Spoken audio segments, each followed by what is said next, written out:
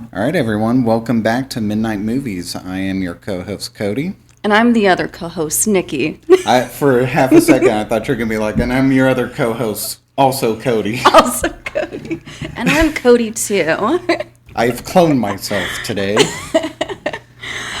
Anyway, today we're talking about the Krampus. Krampus. Oh, Krampus. And Merry Christmas the day after. This comes out the 26th. Yeah, I was about to say, so I hope everyone had a very good Christmas. Yes. Of course, we haven't gotten there yet. No, it's December 7th currently, so not quite, but... Time's flying by. Yeah, I was just telling Cody that I thought it was November still.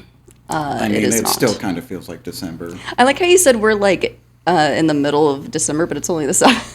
Yeah, that's true. It's only the 7th.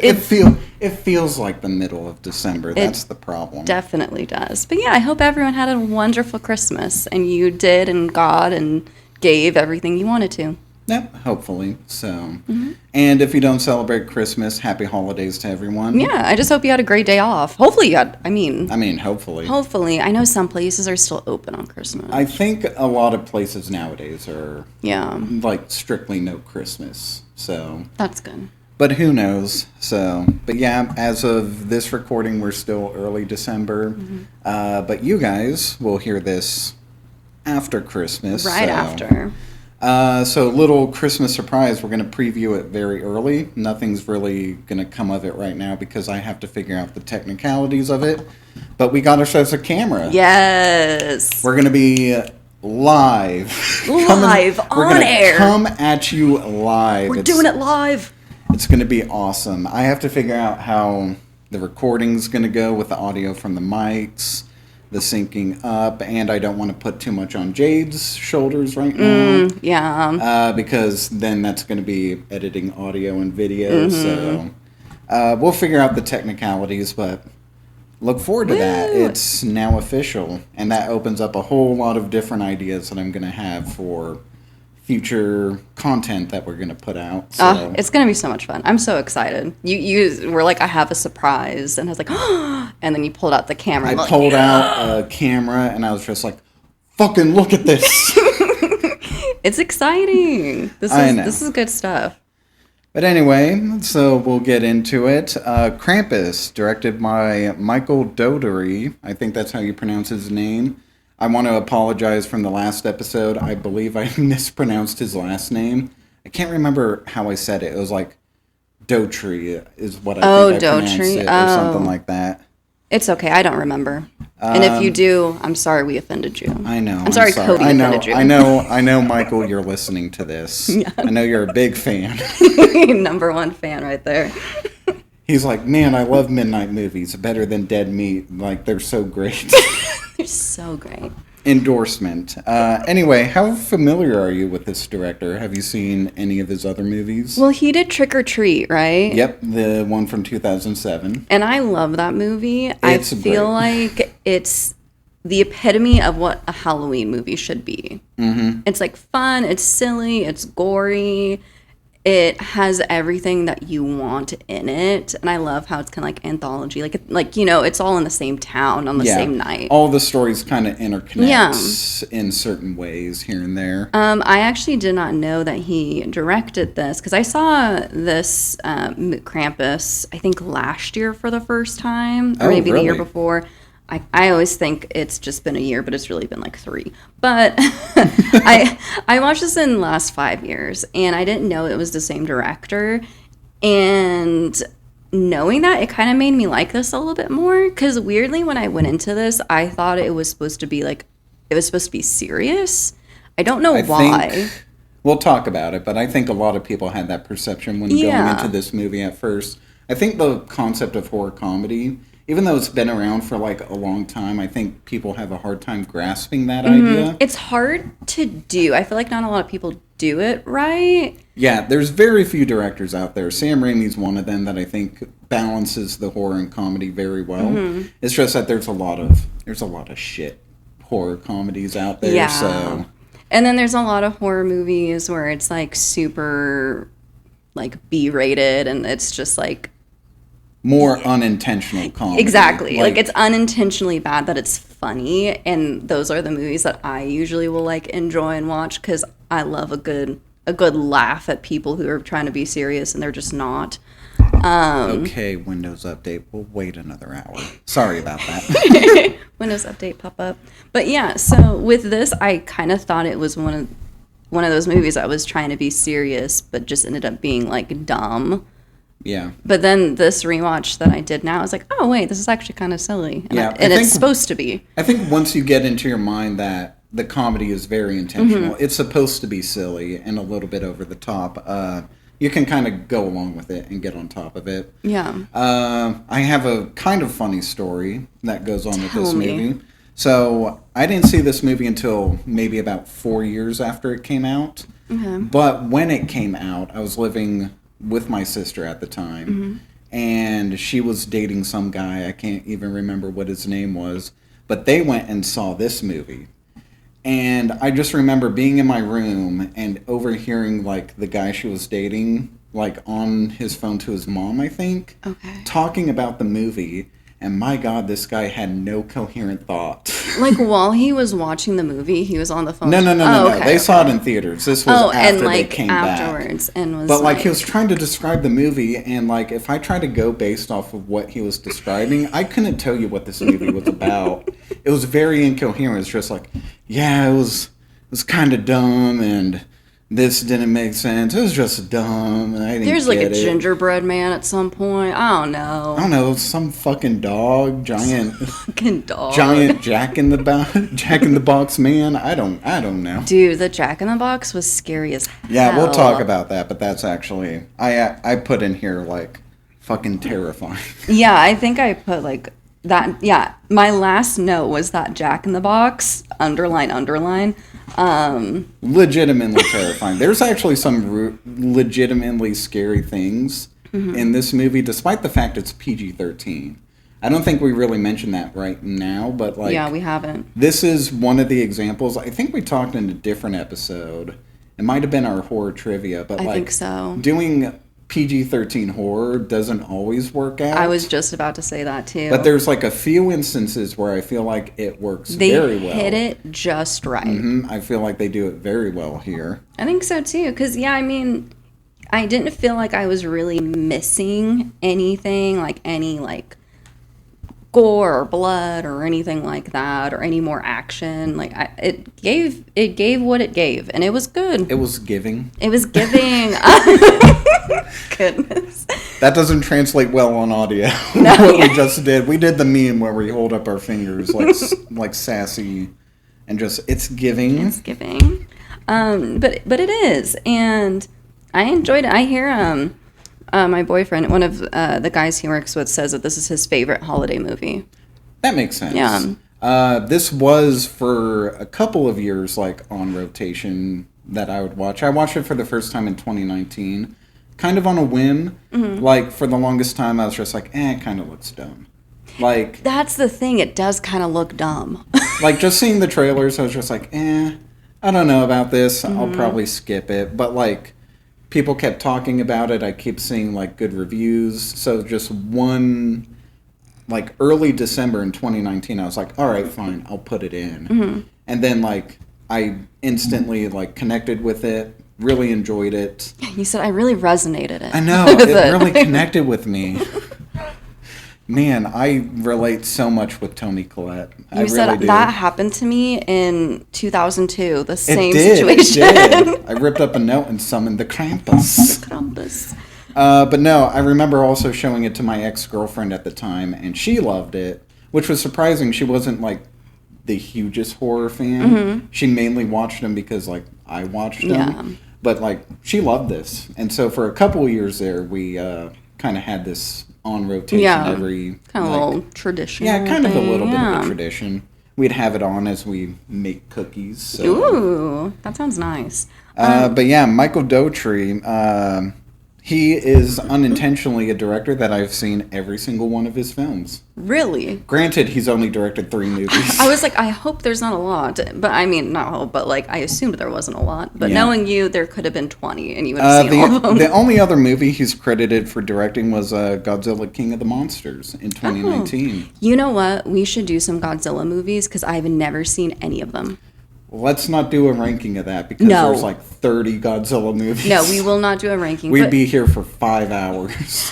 Dude, our ranking of the Halloween movie franchise just came out, and I was like, damn, this shit's 2 hours. How long did we record for? I feel like we recorded for like 2.5 hours. I think it was 2.5. Because I could be wrong, though. We recorded Blair Witch the same night, and we ended up going for 4 hours because we did Blair Witch and then all the Halloween movies. And at the end, I was dying. I couldn't really tell I was dying, though, when I listened to it, because I do listen to the podcasts.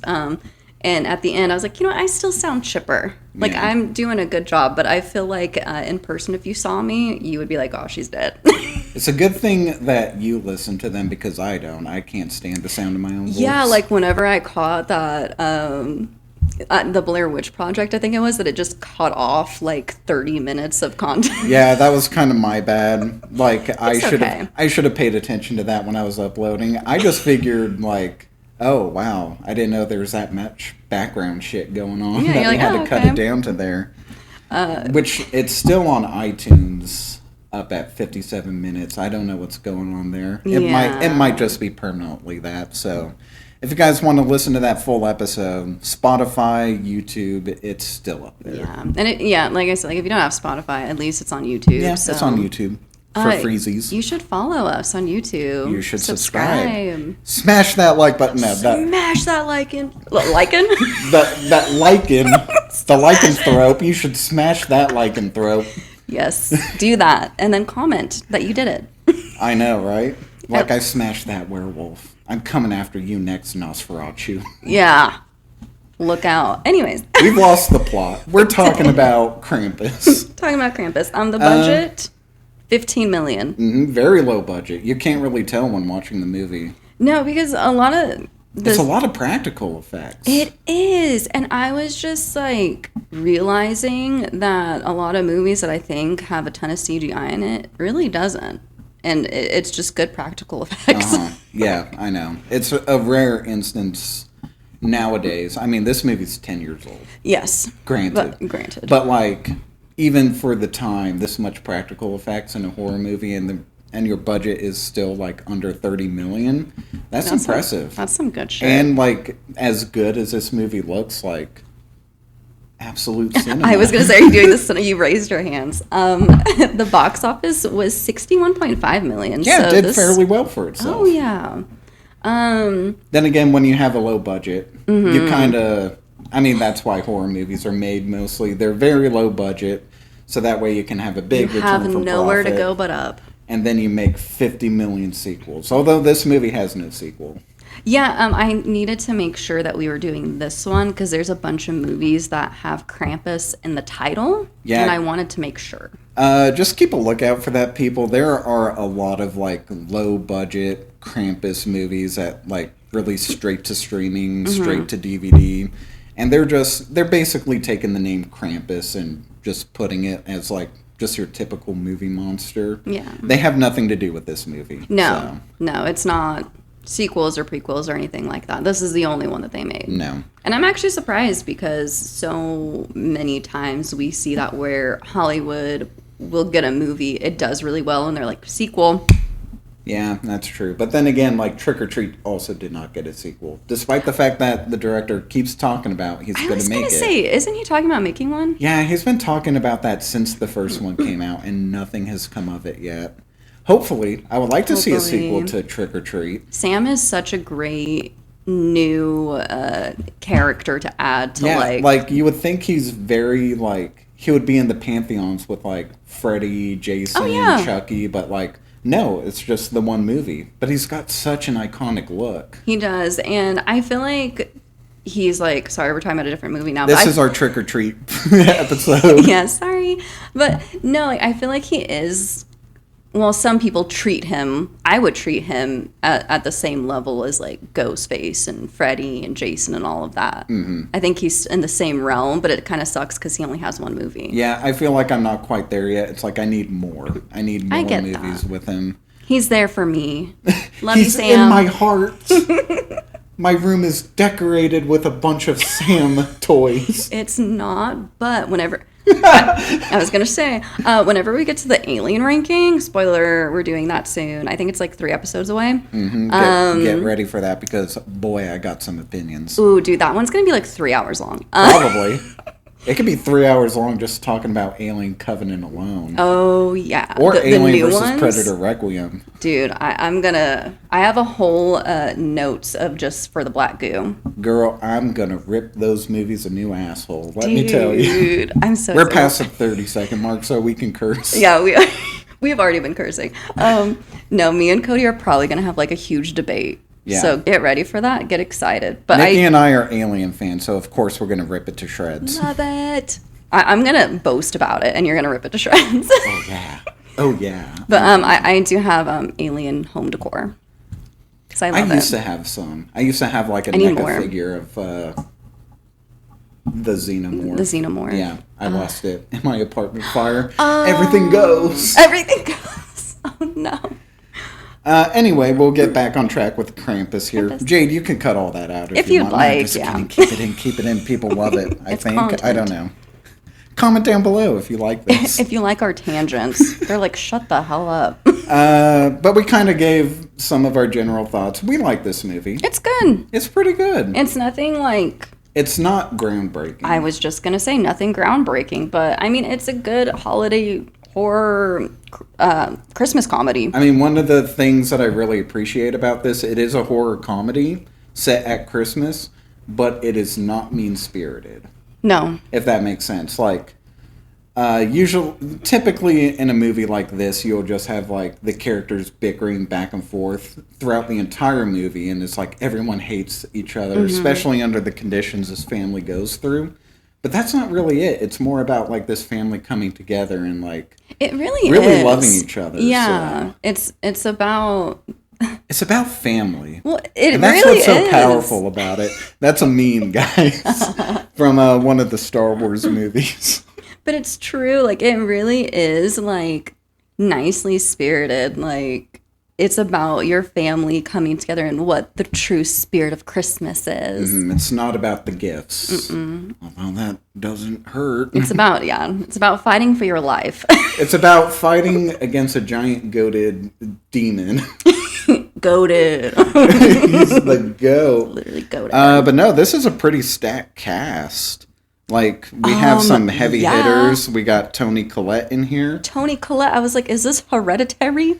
I put in my notes, Toni Collette loves to be in movies about dysfunctional families. Because we got this, we have Hereditary, obviously, which I think if you're listening to a horror podcast, you should know about Hereditary. Oh, for sure. She was in the Fright Night remake, where I don't really know that's dysfunctional, but she is a divorced mom. Oh, well, yeah. So, and then she was in Knives Out, the first Knives Out, which that is a very dysfunctional family. Was she in the first Knives Out? Yeah, she was. I haven't seen that in a long time. That's probably the first movie I've ever seen her in then. We got to talk about Knives Out. That's a good movie. I like both of them, and I'm very much looking forward to the third one. I have not seen the Onion one, Glass Onion. I feel like Glass Onion is undeservedly hated on. Oh. In my opinion. But anyway, yeah, you got Toni Collette, you got Adam Scott in this movie, which is funny because, like, he plays a very, like, nice fatherly figure in this movie. And in Parks and Recreation, he plays, like, the nerdy, like, accountant, which is very counterintuitive to how I think of Adam Scott because the first movie I saw him in was Step Brothers, and he was the asshole younger brother. Yeah, he is in Step Brothers. So every time I see him in these other things, it's like, hey, he's an asshole, but like every single time I've seen him since, he plays a really nice guy. Yeah, just a nice, like, well-rounded family man, really. Yeah. But no, that was the first movie I saw him in too, was Step Brothers. Don't like that movie. Oh, I love that movie. It's a guilty pleasure of mine. A hot take that a lot of people don't agree with. I don't think Will Ferrell is funny. That's not that hot of a take, and I get it. I've had people like, oh my god, what? For me, he's hit or miss. He's funny in some roles and then not funny in I think others. the only movie I really like him in is Talladega Nights. Okay, that makes sense. Elf? Fuck Elf. Oh, you don't like Elf? I fucking hate Elf. Oh god, next year we're gonna talk about Elf. We're gonna...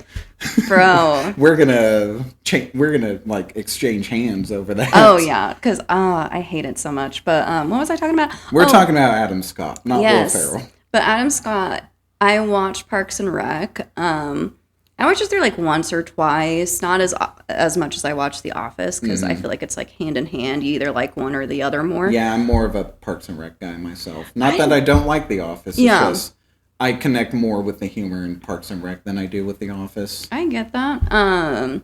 But no, so whenever I see him, I just think of him in Parks and Rec. Mm-hmm. And him and, what was... Leslie Knope. Yes, Leslie Knope. Played by the great Amy Poehler. So amazing. She's so funny. Yeah, we also have David Koechner, which, talking about The Office, that's where most people probably know him from. Mm-hmm. I know him mostly from, like, Final Destination 5. Oh, really? Yeah, where he plays kind of the asshole boss in that movie. I feel like he always plays someone who's like over the top, kind of like... He kind of plays like, what is it, the crude guy who like makes sex jokes and stuff like that. I mean, that was his character in Anchorman, which I feel like most people also know him from that, so... He just has that like... So I'm going to say he has that swagger about him. Like, that's just, if I saw him, and even though in real life he's probably nothing like really that. Good guy. Yeah, but he listens to our podcast. So. He does. He's like our number one fan. He and Michael Dougherty sit down and listen every single Friday. But no, like and people get typecasted a lot. Yeah. And he is definitely one of those people that has been typecasted. But at the same time, I feel like he won't complain about it because that's easy money. Exactly. He just comes in and he's just like, get to play the same guy. Yeah. Easy paycheck. That is an easy paycheck. Kind of like when Hugh Jackman plays Wolverine. He's just like, okay, man, I'm fine. I can just turn this personality on. He's like, you guys, I'm retired. Never mind, I'm back. I'm Wolverine again. Back. I'm back. He's going to be like 90 years old. I mean, they made that joke in Deadpool and Wolverine, just like, till you're 90. It's true, though. I'm okay with it. But anyway, yeah, very good cast, and I feel like they all work together well. I don't think that there's like a weak link amongst any of them. No, they all did well. They acted like a family too. Like it was. They're a family. They're a family. What does Vin Diesel say? It's about family. It's all about family. It's all about family. That's them. Except for you, The Rock. Fuck you. I thought you were gonna be like, except you, Rosie, because they send her to die like so many times. Admittedly, I have not seen. I've only seen one Fast and Furious movie. Oh, no, I meant Rosie the dog in this. Oh. Or the dog. Didn't you know Rosie's in Fast and Furious? What is there a character named Rosie? Can you imagine just like a French bulldog just driving a car through a skyscraper? I would not put it past them to do that. I've also only seen like one of the Fast and Furious movies. Which one have you seen? Oh, God. I was dragged to one of the newer ones. So, like, I haven't even seen, like, the good one, Tokyo Drift. I feel like walking into any of those later ones doesn't matter. No. I feel like you'd just be like, yeah, they're driving cars, I guess. Yeah, no, they, like, jumped from one building to the other. I think that was 7 that they did that. Possibly. Fact check me below in the comments. Yeah, let us know if we're wrong. The one that I saw was Hobbs and Shaw. It was the spin-off. With so The Rock was and that Jason really a Statham. Fast and Furious movie? It says a Fast and Furious story on it, so yes. Excuse me. Excuse me. Actually? Technically. Actually. But no, Rosie's a good dog. She's a very good dog. Rosie's the best dog, and I'm like, stop sending her to her death, everyone. They only send her once, and yeah, it's to her. Quote unquote death. We'll talk about it. There's not really any deaths in this in a technical sense. But it was almost twice because what's that actor's name we were just talking about? The guy who plays an asshole. Oh, David Copeland? Yeah. Yes, David. He sends her, well, he tries to send her, but she's like, not freaking going. She's like, bitch, please. Yeah, and he's like, bad dog or something like that. But then later the kid is like, Rosie, go, go, go. Yeah, go into the fucking ventilation. It's like, what? Crazy. Anyways. Anyways, I guess we can just go through the movie at this point. Yeah. So, spoiler alert from here on out. We'll go a little bit more in depth to it. So we start off in a Black Friday setting, despite the fact that that scene takes place only a few days before Christmas. I put in my notes here, only a slight exaggeration of Christmas shopping. No, I literally put accurate representation of retail and OG Black Friday. Oh my goodness. I mean, it's a little over-exaggerated. You got a guy on the ladder just, falls onto the ground. You have some, like, store associates that get, like, trampled and stuff like that. But, no, pretty accurate, like, environment for a Black Friday sort of situation. Yeah, just very hectic. Lots of people everywhere. Them trying to grab every good deal. I mean, nowadays, there's really no good deals. Yeah, and, like, most people order off of Amazon nowadays. True. Yeah, Amazon's definitely, like, putting a lot of big places out of business. Like, thinking about where we used to work, like, this movie was set in an era before we had our, like, shipping, like, side of everything. Yeah. So it was kind of quaint to see everyone just, like, run into the store, like, pre-COVID, just running into the store. Just running to the store. Tackling old ladies, beating people to death for a fucking Cabbage Patch Kid. That's like $1. Ripping TVs out of people's hands. Like, that's what... I don't know. I remember when I first started working retail, I thought that's how it was going to be, but... I kind of thought that, too. Like, it's really not. I mean, it is hectic. It's hectic. It's more of people stopping you and asking stupid questions. So just like, where's the laundry detergent? And you're standing right next to it. And it's like, it's right there. And it's like, and why are you here getting laundry detergents? Black Friday. The electronics are that way. And then a lot of people complaining of just being like, well, your website says you have it online. It's like, well, sometimes the numbers are wrong. Yes. And it's like, you know how quickly things update? Not very fast. My favorite thing, like, because I ran inbound and stuff, my favorite thing as a manager was just to be like, if someone asked me, it's like, oh, I'll go look in the back, and then I would just stand in the back knowing it's not back there, and then I'd come out and it's like, sorry, we're all out. Because you've already scanned it, you already saw we have none. But then and you tell them, yeah, it says we don't have any. They look at you like, okay, well, I'm waiting for you to pull it out of your ass. I'm waiting for you to just have it. Yeah, and then it's like, I'll go check, just to double check, you know? I fucking hate retail now. Losing my mind. I'm losing my goddamn mind. But anyway, in here, like, little Max gets into a fight over, like, someone saying that Santa was just created by corporations and stuff like that. So we established very early on that Max is someone who kind of believes in Santa Claus, but is also losing his faith in him. Yeah, because he's saying that he's, like, defending himself, being like, well, what if a little kid heard him? And, you know, which, I mean, Max seems very sweet. He's a very sweet kid. Yes. With kind of a bratty older sister. She's a teenager. Yeah, she's a teenager. I don't give her too... She's not the most mean teenager. I was going to say, honestly, she's not that bad, because later he should have jumped over the table and hit his cousins in the face, but we'll get there later. We'll get to that, because I have she did hold him back, and I was kind of like, don't hold him back. No. Punch those little fuckers in the face. I'm like, fuck you, two little ladies. but we don't care that your dad wanted you to be boys. You don't act like that. No. Act on your trauma elsewhere.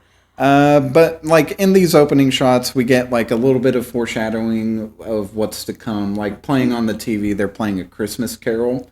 And I feel like that very much fits into the theme of the movie. Like, this movie takes a lot of inspiration from A Christmas Carol and from It's a Wonderful Life, where it's just like, little boy loses his faith in Christmas, just doesn't like Christmas as a whole because he's living in this dysfunctional family where his parents are like, they don't have the best relationship. Like, his cousins are assholes. His sisters, like, it's kind of distant. Not really there. The only one that he really connects to is his German grandma.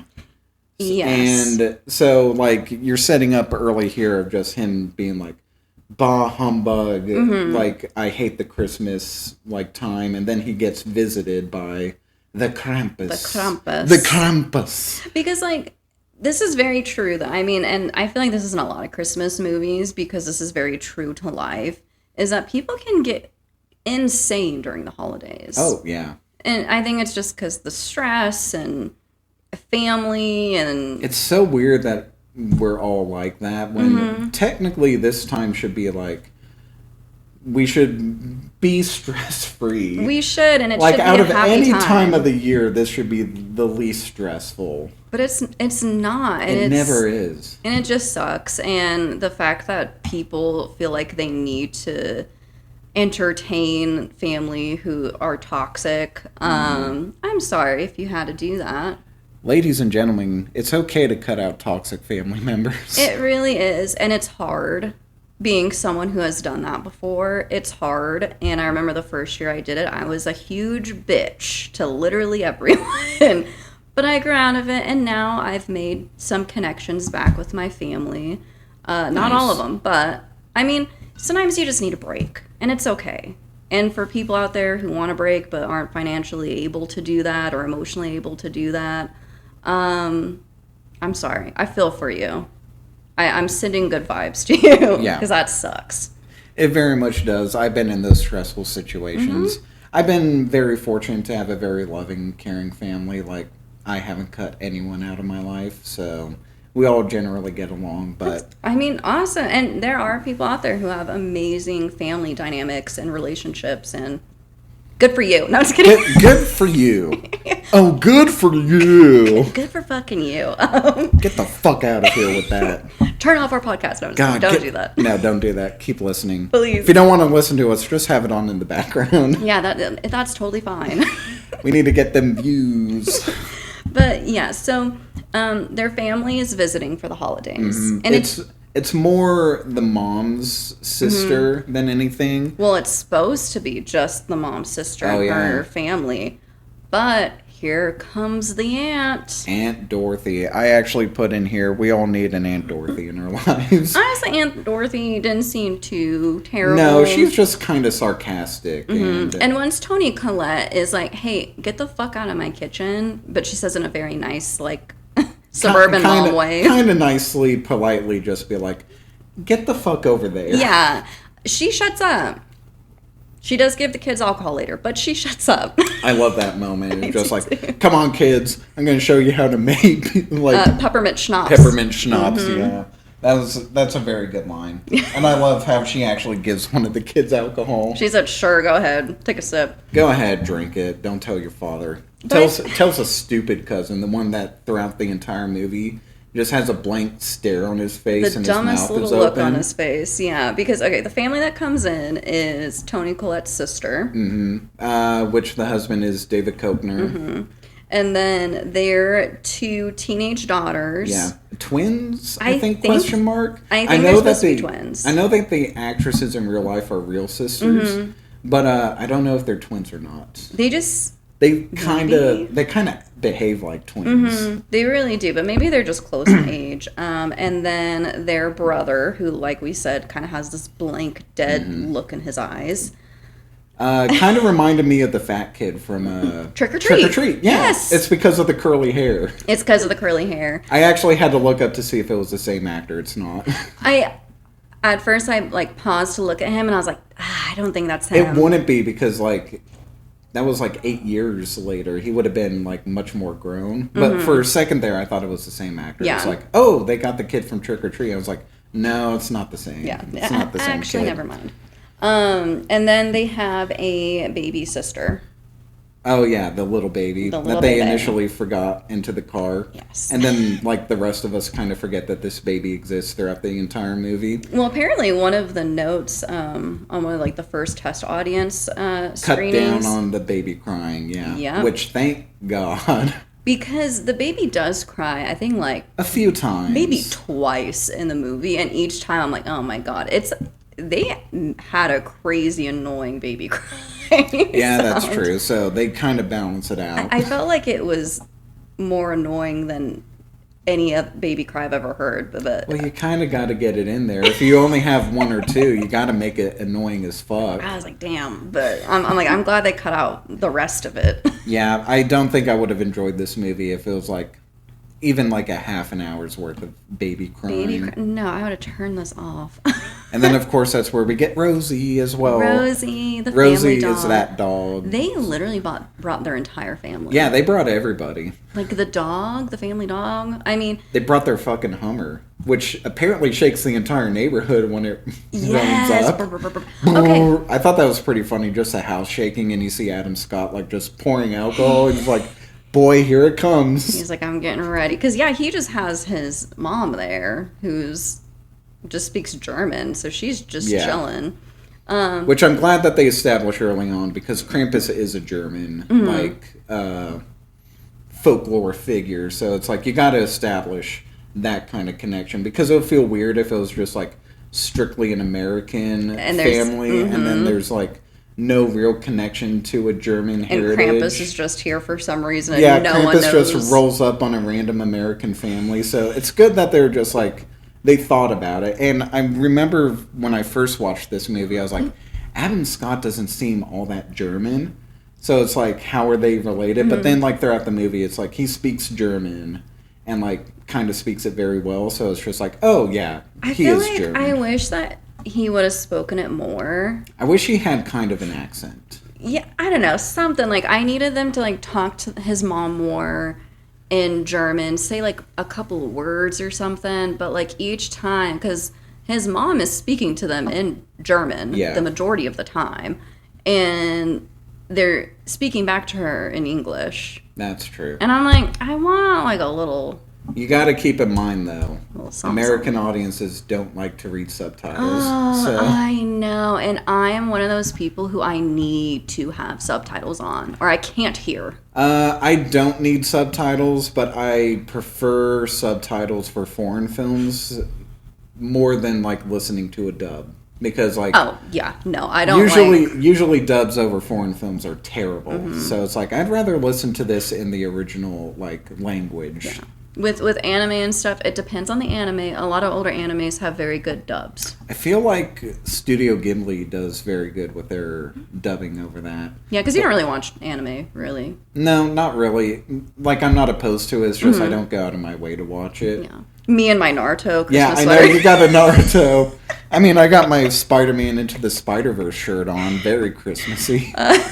But yeah, so I watched either or, but usually older animes are better in dubbed. But so yeah, I think they just made the decision of just like, oh, the grandma will speak German. We won't really have subtitles, and we'll have like Max and the father like kind of translate to everybody else. But then again, at one point, the grandma just speaks English anyways. So. I love how Aunt Dorothy was like, English, I knew it. Yeah. Like, because I think we're all anticipating it. We're just sitting there and it's like, that grandma's going to speak English at some point. Well, it's mainly probably because they needed her to tell the story. And again, like you said, people don't like reading. A little side note, like her just all of a sudden speaking English reminds me of a joke from the movie George of the Jungle, where it's like all the tour guides are speaking Swahili throughout the entire movie. And like one of the like antagonists is just like, I don't understand them or anything like that. And then just at one point, they just start speaking English. Like one of the translators is like, they only speak Swahili, and then they just start speaking English out of nowhere. Kind of reminded me of that. I have not seen that movie in years. I actually rewatched it for the first time in a long time, like a couple years ago. It still holds up. It's still really funny. I have to rewatch it.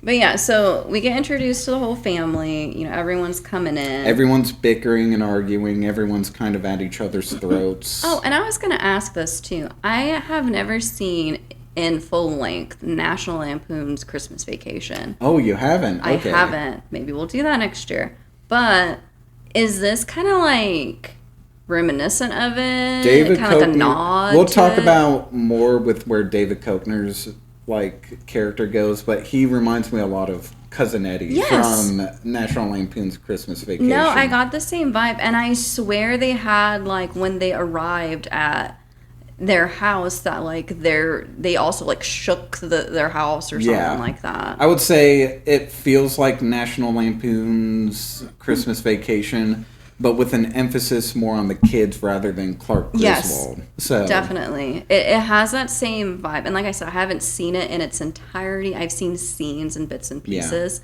Because that was, like, my mom's favorite holiday movie. I think it's my sister's favorite. She was watching it, like, only, like, a week or two ago. So, introduce the whole family. Everyone's kind of assholes to each other. They sit down for dinner, and Toni Collette has brought her A game, dude. She is really good in here. There is not a movie that I think that I've seen Toni Collette in where she is not good. I love her. I love you, Toni Collette. I know you listen. Oh, yeah, she's also listening. I know. With the other two, and with Ryan Johnson, because Knives Out. Knives Out. But yeah, so her character, she cooks this entire beautiful feast for them. And of course, in true family fashion, everyone is complaining, saying, "Where's the real food? And what Dorothy's is this?" just like, you know, this fancy food clogs up my bowels. And Toni Collette said, "Well, would you like Kraft mac and cheese instead?" Or something like that. To be fair, there is a time and place for Kraft mac and cheese, but, like, Christmas dinner, not really. Maybe not. But, I mean, I love a Kraft mac and cheese. Does it seem weird to you to have this huge, like, I know it's the first day that they're at their house, but, like, this huge extravagant meal, and it's, like, still 3 days away from Christmas? I was just going to say, it's like December 23rd, right? I think it takes place December 22nd. There is an advent calendar that they show throughout the movie that helps keep us track where we are days. But it is, like, at least 3 days before Christmas. Because I think Adam Scott's character goes up to Max and is just like, oh, they're only going to stay here until after Christmas, which is 3 days away. So. Which I thought was crazy because I was like, do families come up that early? My family used to. So, like, not all my family lives where we live. Some of them live, like, on the other side of the coast. And they'll come, like, some of them, like, 4 or 5 days in advance. Okay. Just to spend time with the kids, catch up, stuff like that. So this isn't unheard of like, at least from my perspective of a family gathering. Okay. So with me and my family, it was very strictly just our immediate family. Like, okay, that it makes wasn't sense. Like the extended of it. So this was a little, like, interesting to me because I was like, man, all right, we're visiting that early. That being said, this family, I would probably not want to spend that amount of time in here. I actually wrote in my notes, I would disown all of this side of the family if I could. if this was initially, we'll talk about where this family goes, but, like, initially, I'm just like, wow, why do you put up with these people? They're kind of the worst. No, and it seems like there's a lot of possible, like, jealousy on, like, the sister side. Oh, yeah. You can kind of tell that maybe Toni Collette was, like, the favorite of the two. Because she has, like, all the Christmas decorations that their mom had. Like, you can sense that jealousy from the sister just being like, well, you have a nice house, you have a nice family. Because it is like very that. obvious that Toni Collette's family, they are well off. They have a very beautiful home. Like Cody said, there's a ton of beautiful Christmas decoration. She's obviously going above and beyond, cooking this extravagant meal. And so, yeah, there is a little jealousy. And there is a scene later where, yeah, like, she's like, oh, you have all of Mom's old Christmas decorations, huh? Yeah, true. But in this scene, we also get Max has written a letter to Santa just being like, hey, I want my family to get along. It's so sweet. It's very sweet. Like, a kid selflessly, sorry, that was a Freudian slip, selflessly wants his family to become better, so that way everyone gets along. Because it's like he's not asking for toys and things for himself. No, he's asking for, like, everyone to love each other. Yeah, he's like, I want Mom and Dad to fall in love again. Like, I want my sister to be more present with the family. Like, I want I want my cousins to stop being little assholes. He said something in there that really... Because, the little snotty fucking cousins are reading it out loud. Yeah, they pickpocket him because he had it in his back pocket. They take it from him and start reading it. Which, come on, Adam Scott, why aren't you putting an end to this? That's what I'm saying. Or David Koechner, why aren't either of you guys trying to stop Because Toni Collette wasn't there, right? No, she was in the kitchen. Yeah, that's why she was not in this scene, because we all know Mama would have stopped that. But still, like, Adam Scott, come on, dude, just get up and fucking take that note and just be like, not appropriate, not at this table. Like, hey, like, let's not do that right now. Like, or even David no Koechner, like, his character is very just like, he would do that. Just take that fucking note. Yeah, do something. Stop it. But no, they're just letting them read his whole Christmas list. And they get to the end where Max asks for, like, something along the lines of he wishes that the two cousins, because, like, obviously their dad wanted boys.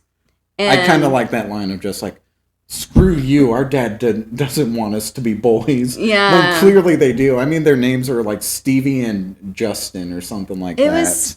Or like Charlie or... let me look it up I know for sure Stevie. Stevie and Jordan. Jordan, yeah. Which are two boys, typical boys' names. They can be girl names, yeah. But like... Clearly he wanted 3 boys. Mm-hmm. Only all boys. Yeah, I'm wondering, did they even say the baby's name? I think the baby has a name. Because I know sometimes that they, like, don't even give names to, like... Chrissy. But I don't think they ever really refer to the baby. I think near the I wonder if her name's, like, Chris. Probably. Like, they just call her Chrissy. I know, like, during one moment at the end of the movie, like, the mother is just like, get the baby, like they.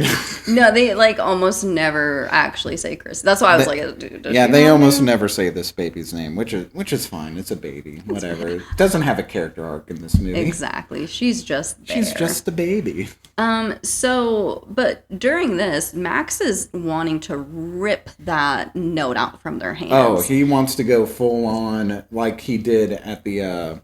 He's better to throw some punches. Oh yeah, like at the Black Friday at the store, yeah. He's a scrapper. But the sister, for some reason, is holding him back. And again, why didn't even the sister stop them? Because she can. Yeah, why didn't anybody stop this? Anyone? Because of the fact that they didn't stop this turns into a whole spectacle where once the two cousins say, screw you, dad doesn't want us to be boys or whatever, then all hell breaks loose. Yeah, they start to get into a fight, and then that's when they try to break it up. And then fight. They're like, it's gone too far now. Yeah. And then that's when Max gets the just like, I hate you, fuck Christmas, and then runs up into his room.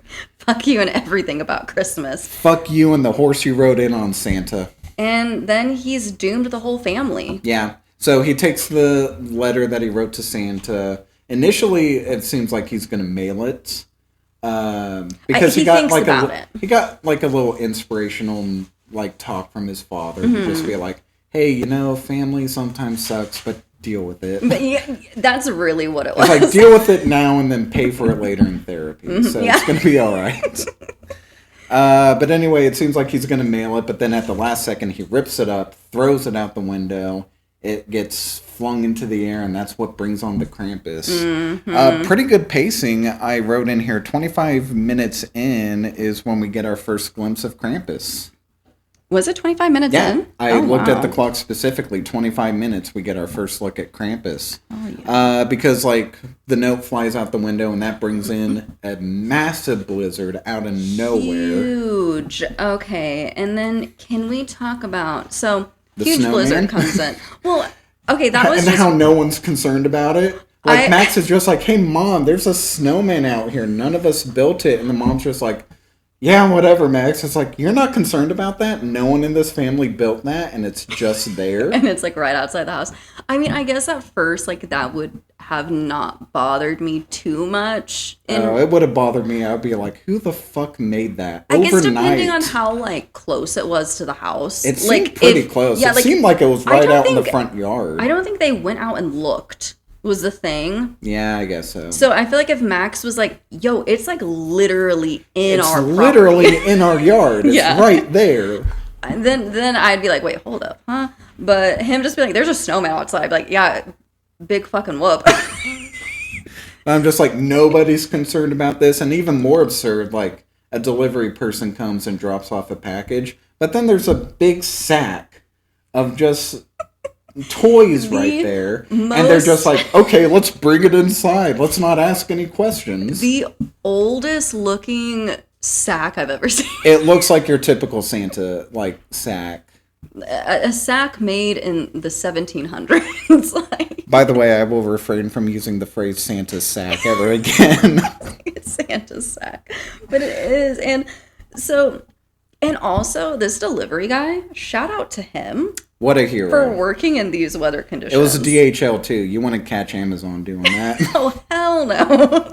Absolutely not. Shout out to DHL. Yes, for sure. But yeah, he was there delivering, and it's funny because if Toni Collette would have walked outside and saw that Santa sack, she would have been like, hell no, is that coming in here? Or if even like the like sister and her husband just said, hey, did you order all of this? And then just being like, no, we have no idea what that is. Just the fact that they bring it in. A little communication would have went a long way. They set it next to the Christmas tree, just like, oh, it's normal. It's normal that this is here. Yeah, I think the sister's husband even says something like, rich people, you know, like he makes that. No, I think they say something about Democrats. Oh, do they?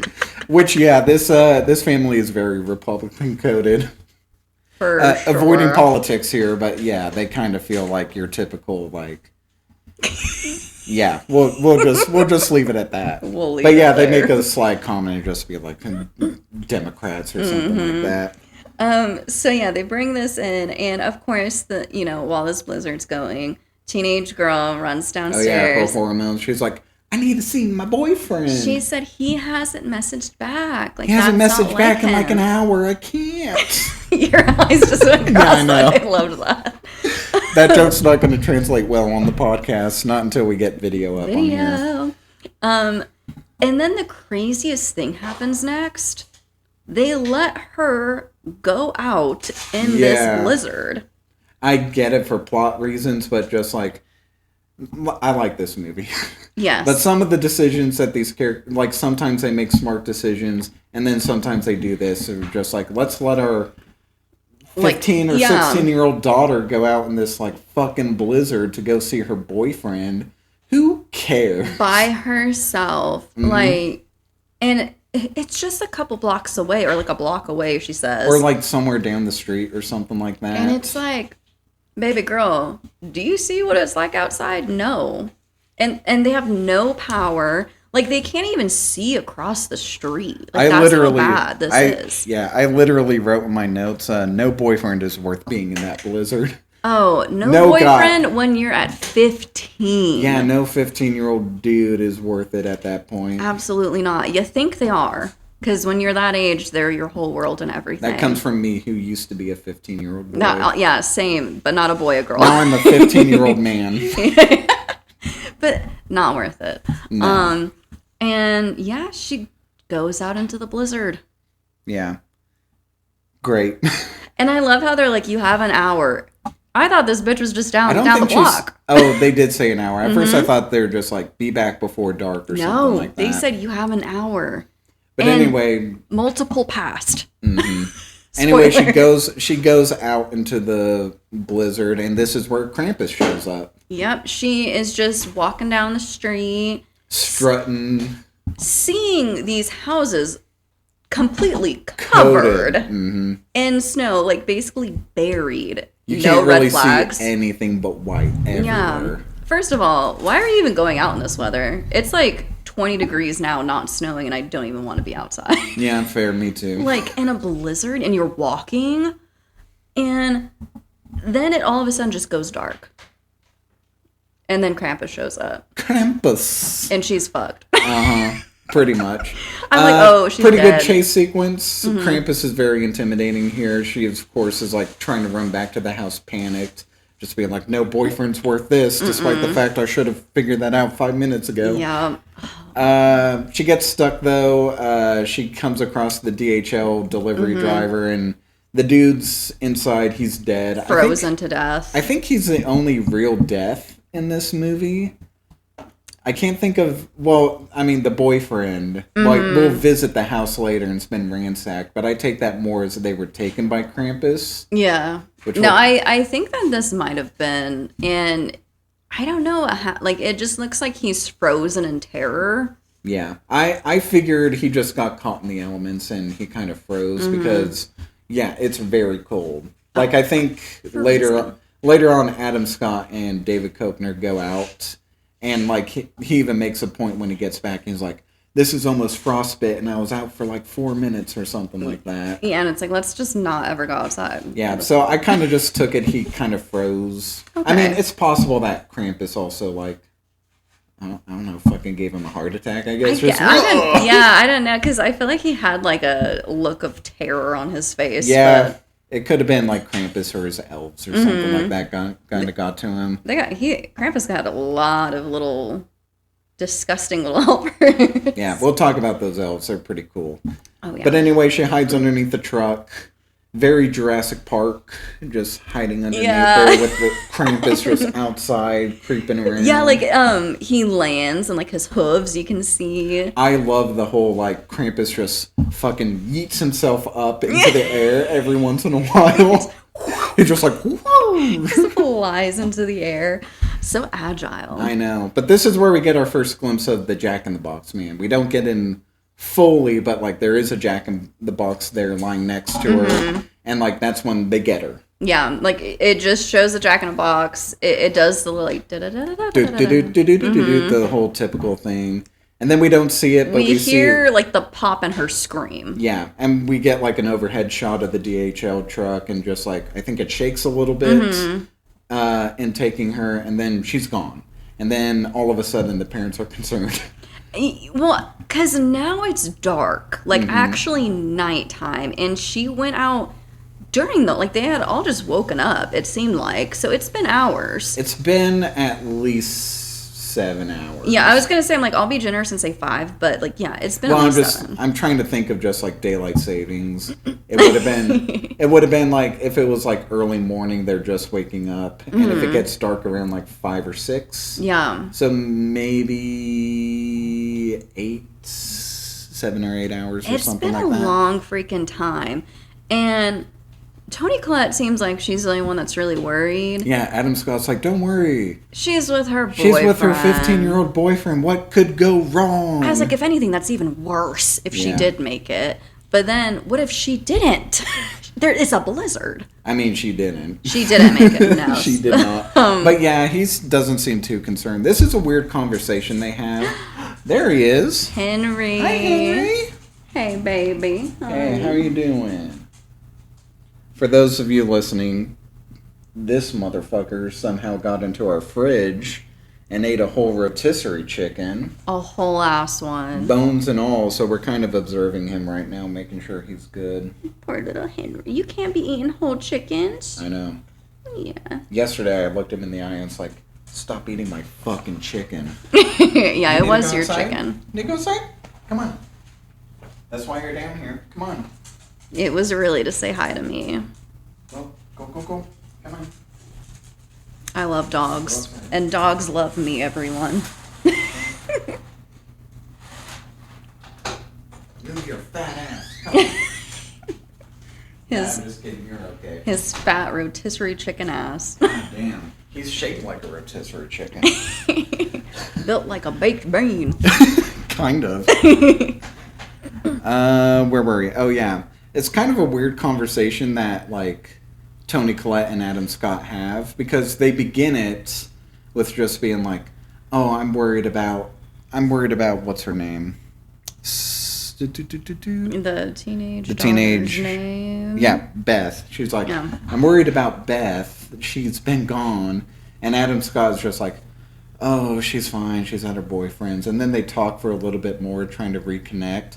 And then Max comes in and just I'm worried about Beth. It's dark and she's still not back. And then all of a sudden they're just game time. We need to go out. It's like, what? It's like you guys just were like, oh, it's totally fine. You guys were just like, it's fine. And then like a few minutes later, you're just like, okay, now we gotta go. Shit, we gotta load up. Thank you for pointing that out, Max. It's like, thank you, small child, for pointing out we should be parents. You guys just pointed that out. It's weird.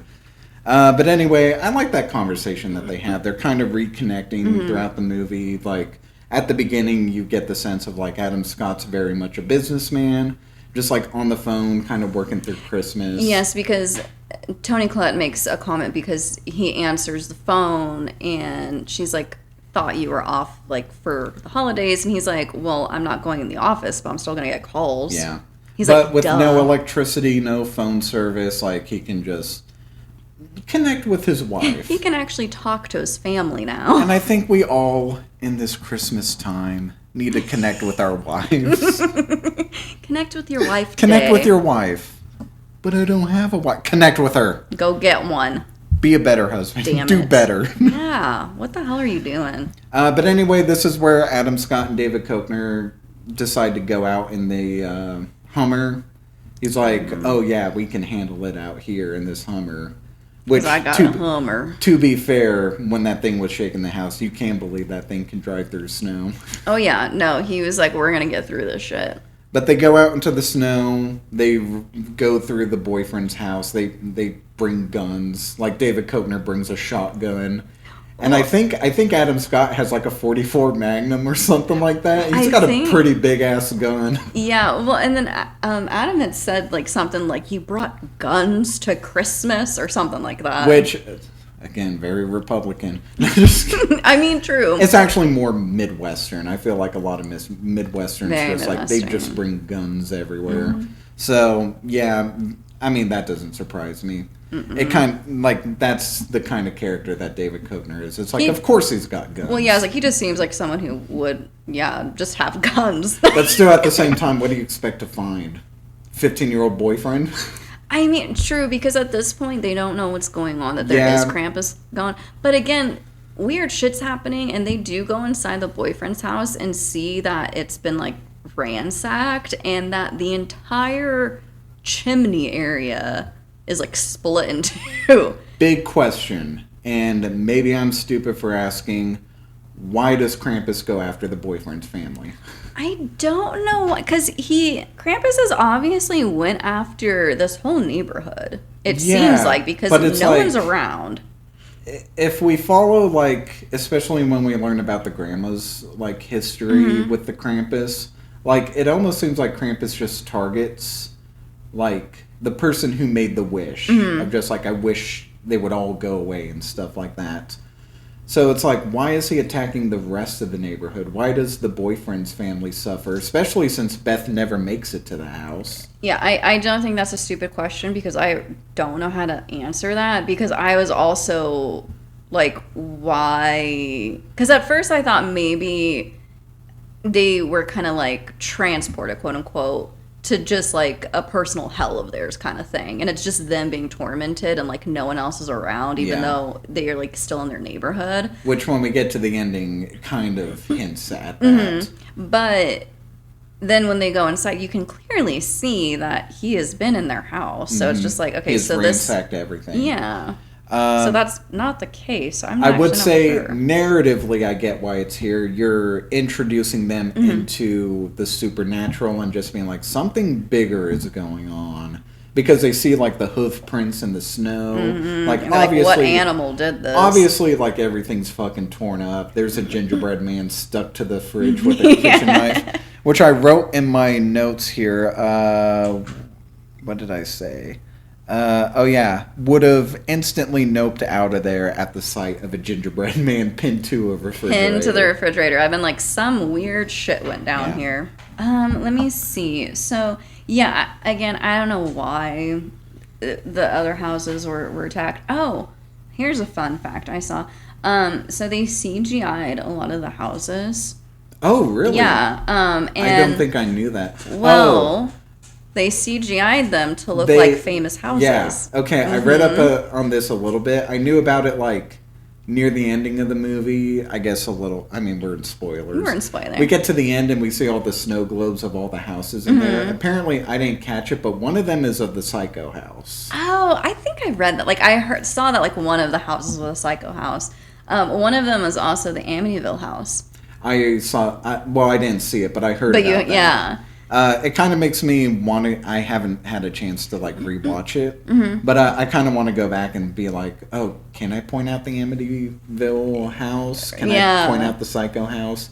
Apparently, one of them is also Michael Dougherty's house. Oh, cool. I mean, if you could throw it in there, go for it. But well, that's very impressive because you can't really tell. But then again, everything's covered in snow, so I guess it's probably easier. I feel like that probably helps a lot. But I mean, it looks good still. Yeah, I think so. Anyway, they decide to leave the boyfriend's house because like shit's getting weird. We need to get back. Shit's getting real weird. This is when David Koechner gets kind of like grabbed by his leg and dragged through the snow. There's something in the snow. There's something in the snow. It is coming after them. And that's pretty scary because you could just see like the hump of the snow like coming towards them because clearly something's in it. And that's scary. There's a few moments towards the end where like characters start just getting pulled through the snow. And I kind of wrote in my notes for that part of just like the budget must have ran very low at this point because it's just like a lot of characters just start to get pulled through the snow and just like, okay, you're gone, you're gone, you're gone. That's true. Yeah, I didn't even think about it like that. But yeah, they really don't show anything. Yeah, because just, like a lot of the like middle of the movie towards the climax, we get like this huge extravagant of just like different kinds of monsters and like practical effects. So they like went all out for They went crazy. So it's like when we get to right before the climax, it's just like, oh, well, we kind of don't have enough money for this, so just say they dragged through the snow. We kind of ran out of budget. And we still need to film the scene with Krampus around his sled, so I guess Tony Collette, you're going to be pulled through the snow. Yeah, sorry. Tony Collette and 5 other people. Yeah, a few other. I mean, some of them also just get pulled out the window. Yeah, whoop. Speaking of funny sound effects, there's a few.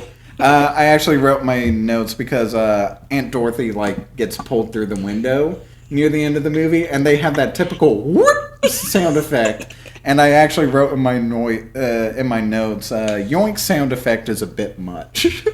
Like, I know this is a very silly, goofy movie, but just like that kind of put it over the top a little bit. I remember the first time I watched this, I was like, the sound effects are dumb. But the second time I watched this, I was like, the sound effects are funny. There's also one when the fat kid starts to get pulled up through the chimney where it has that classic like cartoon like burn sound effects. Yeah, I noticed a few times some of the sound effects. But yeah, so gets bit by the thing in the snow. The Hummer gets crushed too. That's when you know shit's going down. The Hummer's gone. The Hummer's completely gone, so they have no transportation. So they're running back home. And I think, don't we get like a shot from like inside the house first where they're like, do you think Dad's okay or something like that? Yeah, we get them to just like kind of concerned and like I'm sure they're fine. They're gonna bring your sister back. Yeah, the wife is like, don't worry, they know what they're doing. They got a fuck ton of guns. They're gonna be fine. They're in the Hummer. It's okay. They burst through the door and they're like, barricade the doors, lock the windows. Yeah. Fucking shelter down. Yeah. We got a Krampus situation. They're freaking out. No one knows what's going on, what's outside. They do start boarding up the windows at this point, correct? Yeah. And I said, where did all this wood come from? And that's always the concern with movies like this. Like, when I think of the original Night of the Living Dead, love that movie. They start boarding up everything. So it's like, where's all this wood coming from? Yeah, because it's just like, are y'all, like, breaking shit for this wood? But it's always very uniformed, like, plywood, like, wood. So it's just like... I just figure they probably took apart some furniture or...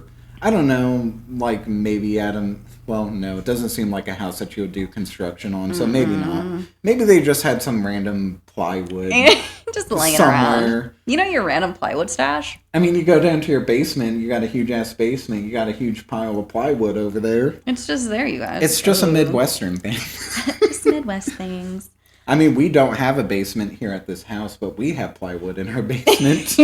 But it's there. It's there, don't worry about it. Oh but anyway, this is kind of the part of the movie. It slows down a little bit, and the family starts to, like, reconnect with each other. They start to, like, actually get along. I think Adam Scott and David Koechner just are like, hey, you're actually a pretty good guy. Well, because like, Adam saved him. Like, he like, shot the thing in the snow to get him off of, I keep forgetting his name, David Koechner. David. Yeah. To just get call off him of David. Yeah. And, good morning, Dave. Good morning, Dave. So yeah, they're kind of bonding. They're broing out right now. Mm-hmm. They're actually starting to become a family. They are. And this is where, like, that whole it's not a mean-spirited movie really comes in. Because really in any kind of horror film in this same scenario, everyone would be at each other's throats. Oh yeah, they'd be freaking out. No They power, would be blaming no food. each other. Yeah. Everything's cold. You got a fucking Krampus coming down on you. Like, everyone would be at each other's throats. But no, they slow down and they're just like, let's reconnect as a family. Because they're like, right now, all we have is each other. Mm-hmm. So let's fucking get through this night. These nights, because it's, these again... 5 nights of Krampus. These 5 nights at Freddy's. Oh my god. We got to talk about 5 nights at some point. I That's was when we'll gonna bring Jade say. in. Oh, yeah. Because Jade's a huge fan of 5 Nights at Freddy's. No. And I know he hates that movie as much as I hate that movie. I will shoot you. No, FNAF and Creep, whenever we talk about Creep. Mm-hmm. We'll bring Jade in. Yes, for sure. But yeah, so they're all singing songs, holding hands. They're not singing songs, but they're bundled up together. It's also important to say the grandma at this point is just like, keep the fire hot. Yes. They kind of establish in there of just like, we got to keep the fire going. Well, because I think they ask her, like, what we should do. Well, they ask, like, questions of just like, why are you so concerned? What are you doing? And she's kind of giving vague answers of just like, keep the fire hot and stuff like that. We don't really know, but like Adam Scott and David Koechner decide to like take shifts to keep a lookout. And David's like, I got this, man. I'll take first shift. Which, by the way, Adam Scott, come on. He just got bit in the leg. He's probably exhausted. Why are you giving him first shift? Like he needs rest, dude. Yeah. So, not a very smart decision. To give the guy who just got injured first shift of lookout, because of course he fucking falls asleep. Yeah, probably from like blood loss. Yeah. And then at this point, of course, the fire starts to go out. And then we get our first look at the gingerbread men. The gingerbread men. I love the gingerbread men. They're so cute. They remind me a lot of Gremlins, actually. Yeah. Like they're very mischievous. They really are. Also, a point of reference, they kind of remind me, this is going to be weird, but in Army of Darkness, when Ash is in the windmill and he's being attacked by the little Ashes, it kind of reminds me of that, too. Have I seen Army of Darkness? I don't think Maybe. I have. That's the one where Ash goes to the past. No, I haven't. Then. Okay. I'm like, that seems like a scene I would have remembered. Well, when we talk about the Evil Dead movies. Yes, we will. That's another franchise we need to do. Because there's not that many movies, is there? There is currently 5 movies. There's the original 3, there's the remake from 2013, and then the other remake that came out like a couple years ago. Yeah. I mean, shit, we did the Halloween franchise, which had 13. Yeah. When you look at it that way, the only other franchise that has more movies than that is like the Marvel movies, your James Bonds, your Godzillas. And I was like Godzilla, yeah. Yeah. But yeah, gingerbread men's are in the house. Mm-hmm. And they take the fat kid. The irony of a gingerbread man taking a fat kid. The fat kid, I'm so sorry. The overly chubby kid. This kid has a name, too. I don't know what it is. Howie. He's named after David Koechner's character, Howard. So Howie Jr., yeah. So Howie comes over, and he sees Gingerbread Man. He just sees a gingerbread man attached to a chain, and he's like, yes. I'm gonna eat decides that. to take a bite out of it. He eats that gingerbread man's brains. Mm-hmm. Which I love. Straight the for the gingerbread head. man's reaction is just like, oh! Yeah, like he's like, what the? You just did that. Yeah, it's like, well, I'm going to take you now. And it's like, you would have taken him anyway. Yeah, but, yoinked him up the chimney. Up the chimney. That's when Toni Collette gets a glimpse of the gingerbread man and fucking freaks out. Yeah. That's when she starts to become like, I think some shit's happening. Yeah. Because, like, you would be believing everything the grandma says if you see a live gingerbread man. Yeah, because she says something to Adam like, we need to get that fire going again or something. And he's like, do you believe, like, my mom? And she's like, I don't know what to believe anymore. Which, at that point, so true. Because it's like, I just saw a gingerbread man laugh in my face. Yeah, like... I need therapy. She probably thinks she's, like, fucking losing it. I mean, yeah, that would... Like, how can you rationalize a live gingerbread man? I'd be like, I'm fucked up. But anyway, chaos kind of ensues. One of the logs of fire, like, rolls under and catches the Christmas tree on fire. Like, just shit's going down. Oh, it's going down. It's going down quick. Like, I feel like at this point on, so much happens. Mm-hmm. I mean, this is where we also get the grandma, like, explaining her history with Krampus, which, by the way, in a stop-motion sequence that I think is really cool. Oh, it's so nice. I love when movies do shit like this, because it kind of reminded me of the new Candyman. Oh, like yeah, I can see that. Yeah, it definitely was reminiscent of that. My point of reference was actually, I don't know if you ever watched the Rankin Bass, like, Christmas, like, stop-motion specials. Oh, like Year Without Rudolph. a Santa. Yeah. Rudolph the Red-Nosed Reindeer, Year Without a Santa Claus. It reminded me of that, of just, like, it's not in that style, but, like, the stop-motion just reminded me of just, like, oh, it's like those old Christmas specials. It's definitely, like, has that vibe to it. Which I'm a big fan of those. I know a lot of people are not a big fan of stop motion. Why, for one thing, are you not? People who don't like stop motion. I mean, I get it. They're kind of creepy doll-esque. I don't know. Like, I'm afraid of dolls and stuff, but I love stop motion. I think it's, like, very... Stop motion is, like, a great art form that I feel like we need more of. Well, it's just something that you can just appreciate. I don't know. Like, someone is so passionate about doing that because it takes so much time. To make those movies? Yeah. Jesus Christ. No, you have to be passionate. I don't have that kind of patience. I'm a very patient man. I don't think I could do that. Anyway, this is where we learn that the grandma had an encounter with Krampus when she was a child. Like, she had a very dysfunctional family as well. Her mom and dad fought. She wanted them to come together, but of course they're just like, well, fuck you, kid, and basically kicks her in the face. Yeah, dropped kick her in the face. So the grandma is just like, well, I don't believe in Christmas either. And that's when we learned that the Krampus came for her and took her parents, which Krampus is a savage for just leaving a child an orphan. Literally parentless. Yeah. Krampus doesn't give a shit. He's like, you're gonna learn today. You're gonna fucking learn.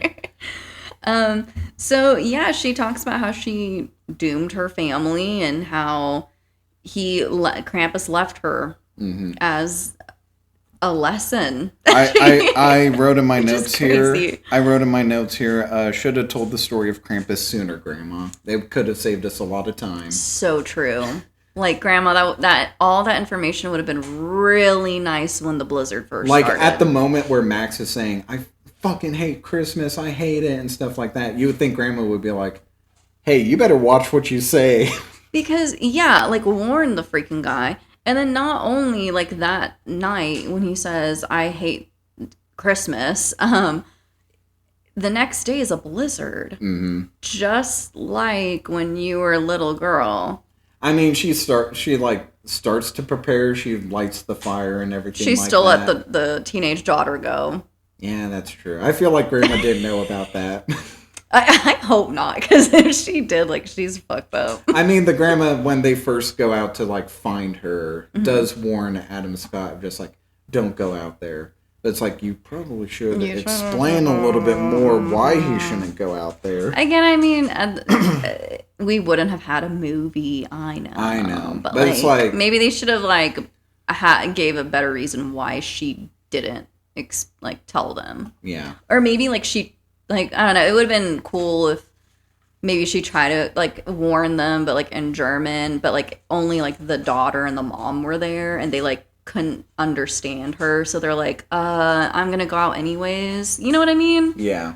Just so that I could have some peace of mind that she tried to stop. She tried to stop it, but no, she perpetuates it. It really does. Anyway, upon hearing the story, Howard's just like, well, fuck that. I'm going to go out and I'm going to look for my son. Yeah, he just totally... I feel like he just doesn't believe it. Like, I think he's like, that's a crock of bullshit or something like that. I mean, to be fair, if you didn't see anything... I mean, he went to the house and he saw a giant goat footprint. Well, and then something tried to, like, eat him in the snow. And he's like, this is bullshit. I'm going out there to find my son. It's like, something just, like, took your son up the chimney. Like, I feel like you can be, like, some weird shit Maybe you should chill out, dude. Mm-hmm. But he's ready to go guns a-blazing, dude. Yeah, but they don't go outside. We get a scene where the sister's just in the attic trying to rewrap all the presents that caught on fire and stuff like that. And that's when we see the presents start to shake around. Did we even talk about a fire happened? Yeah, we did. Say that? Okay. Briefly. Yeah, okay, a fire happened. Yeah, someone kicks like log of wood that catches the yes, you did say that. Tree on fire.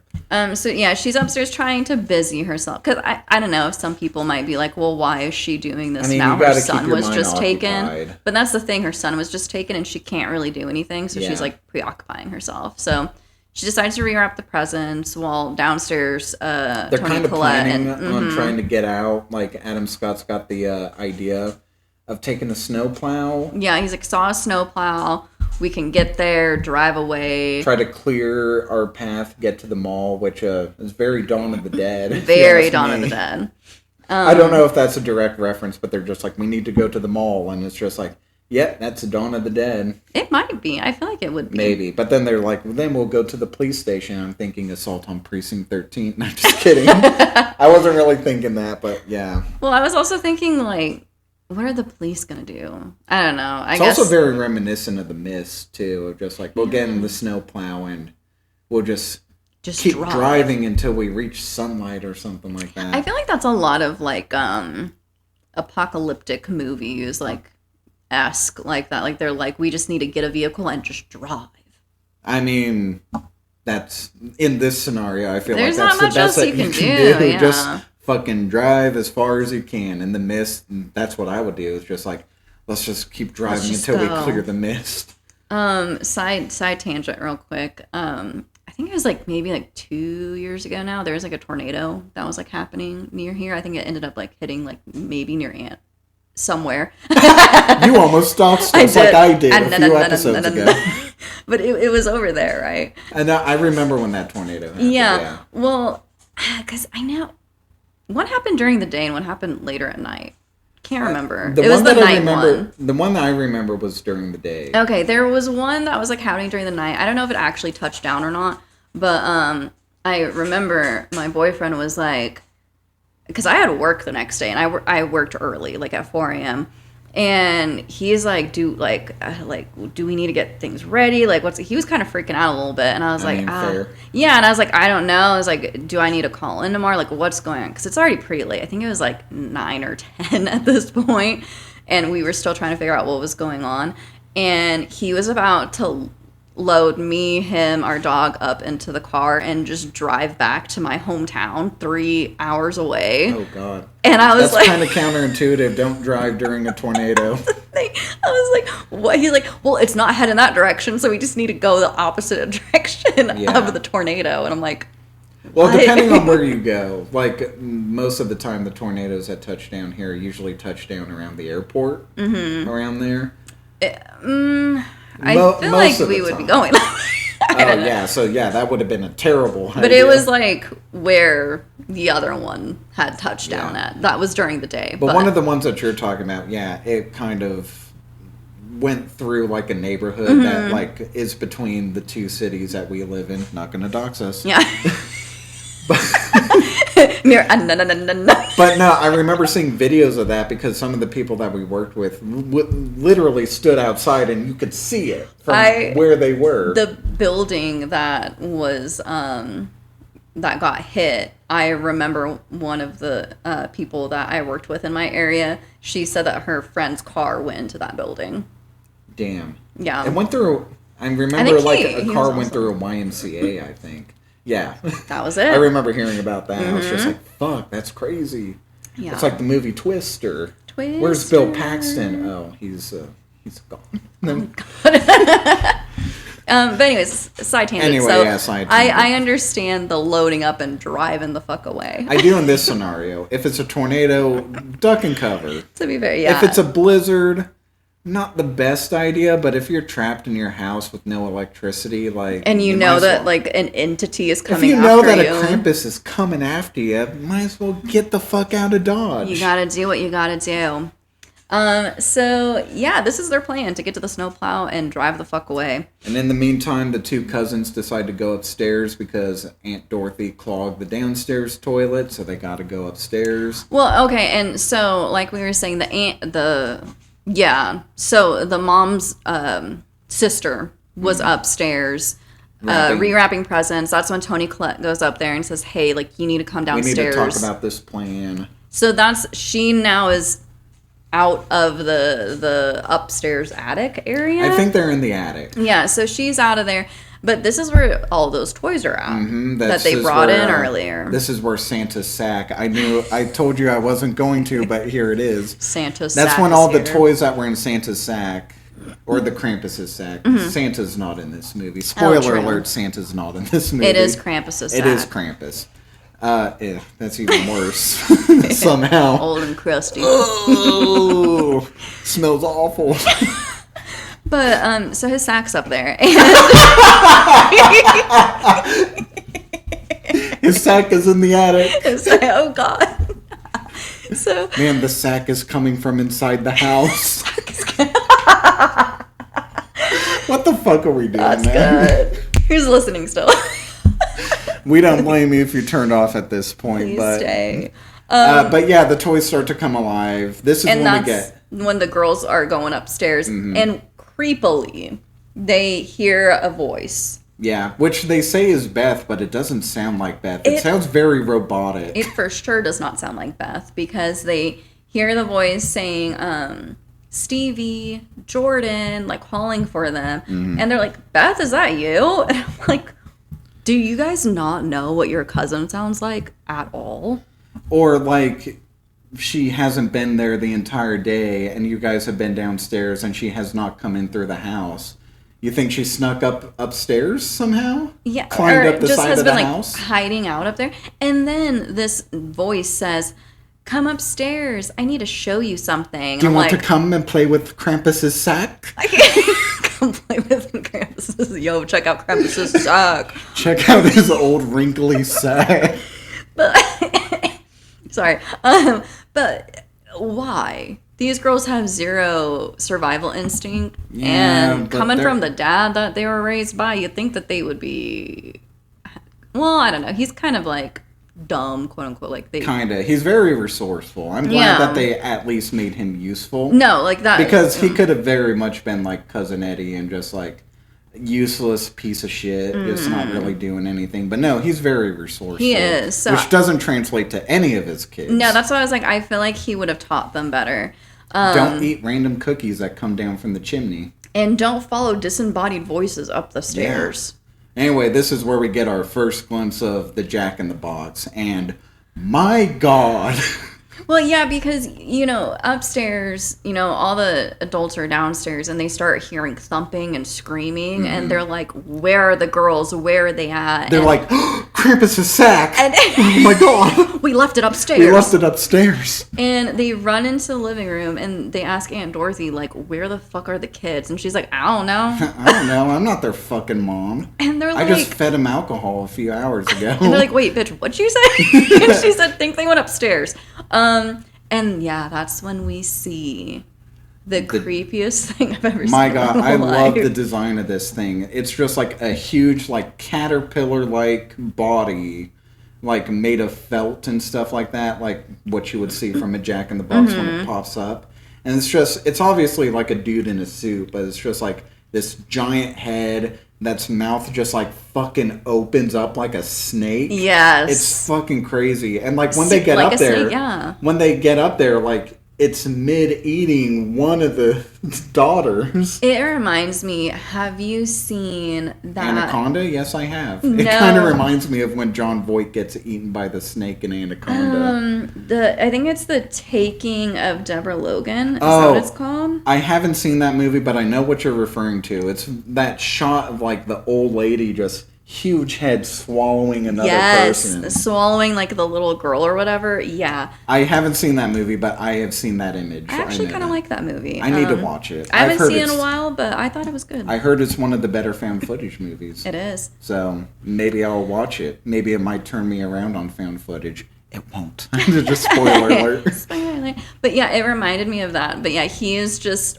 hoisting up. You can just see like legs. You can see her like shoes and stuff like that, and like horrifying. Just ugh. Seeing that, I would have shat my pants and ran away. I would have just been like, you know what? Fuck all y'all. I probably would have. Well, again, I don't know if we can say this on a podcast. Can we?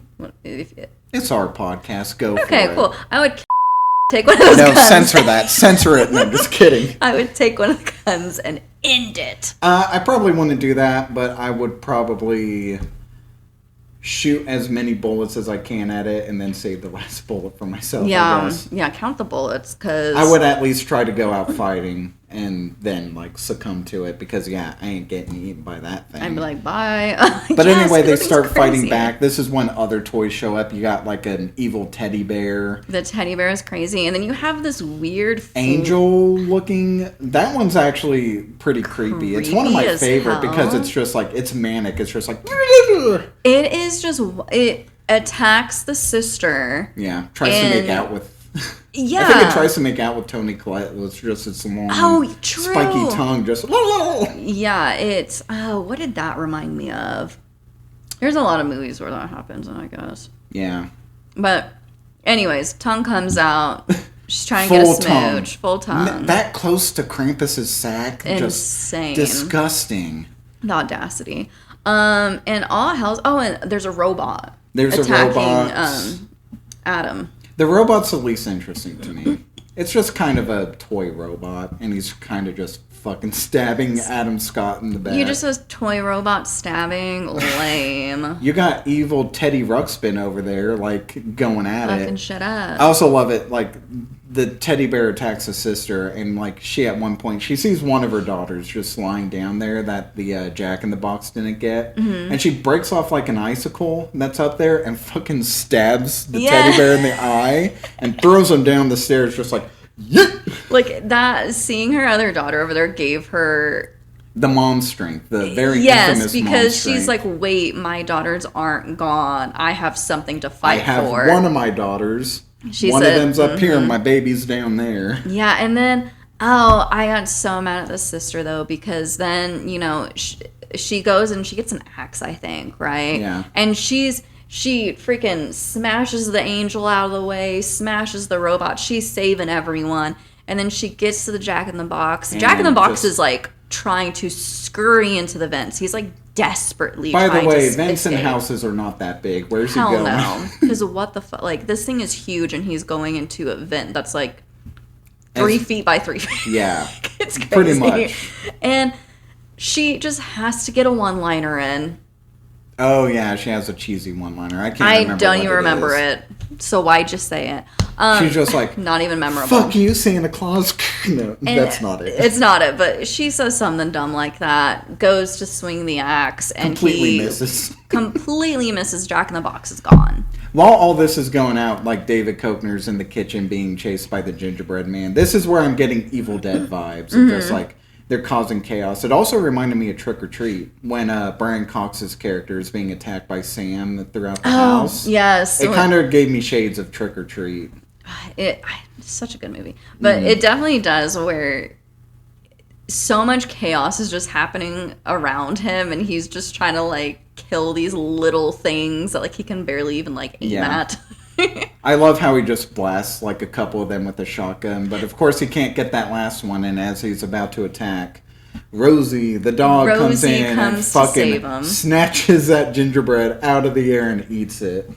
And that's when he says, "Good girl." Good girl, yeah. Good girl. I don't know. This whole sequence is one of my favorites. Just all the practical monsters, chaos is ensuing. It's really fun. I feel like it's very creative, very imaginative. Like, I'm having a lot of fun during this scene. It might be my favorite scene in the entire movie. It's just the attack of the toys. No, it's a good scene. It definitely like I said, this is I feel like this itself is the climax of the movie. It kind of is. Because shit just pops off, and then, I mean, at this point, it kind of, slows down a lot after this.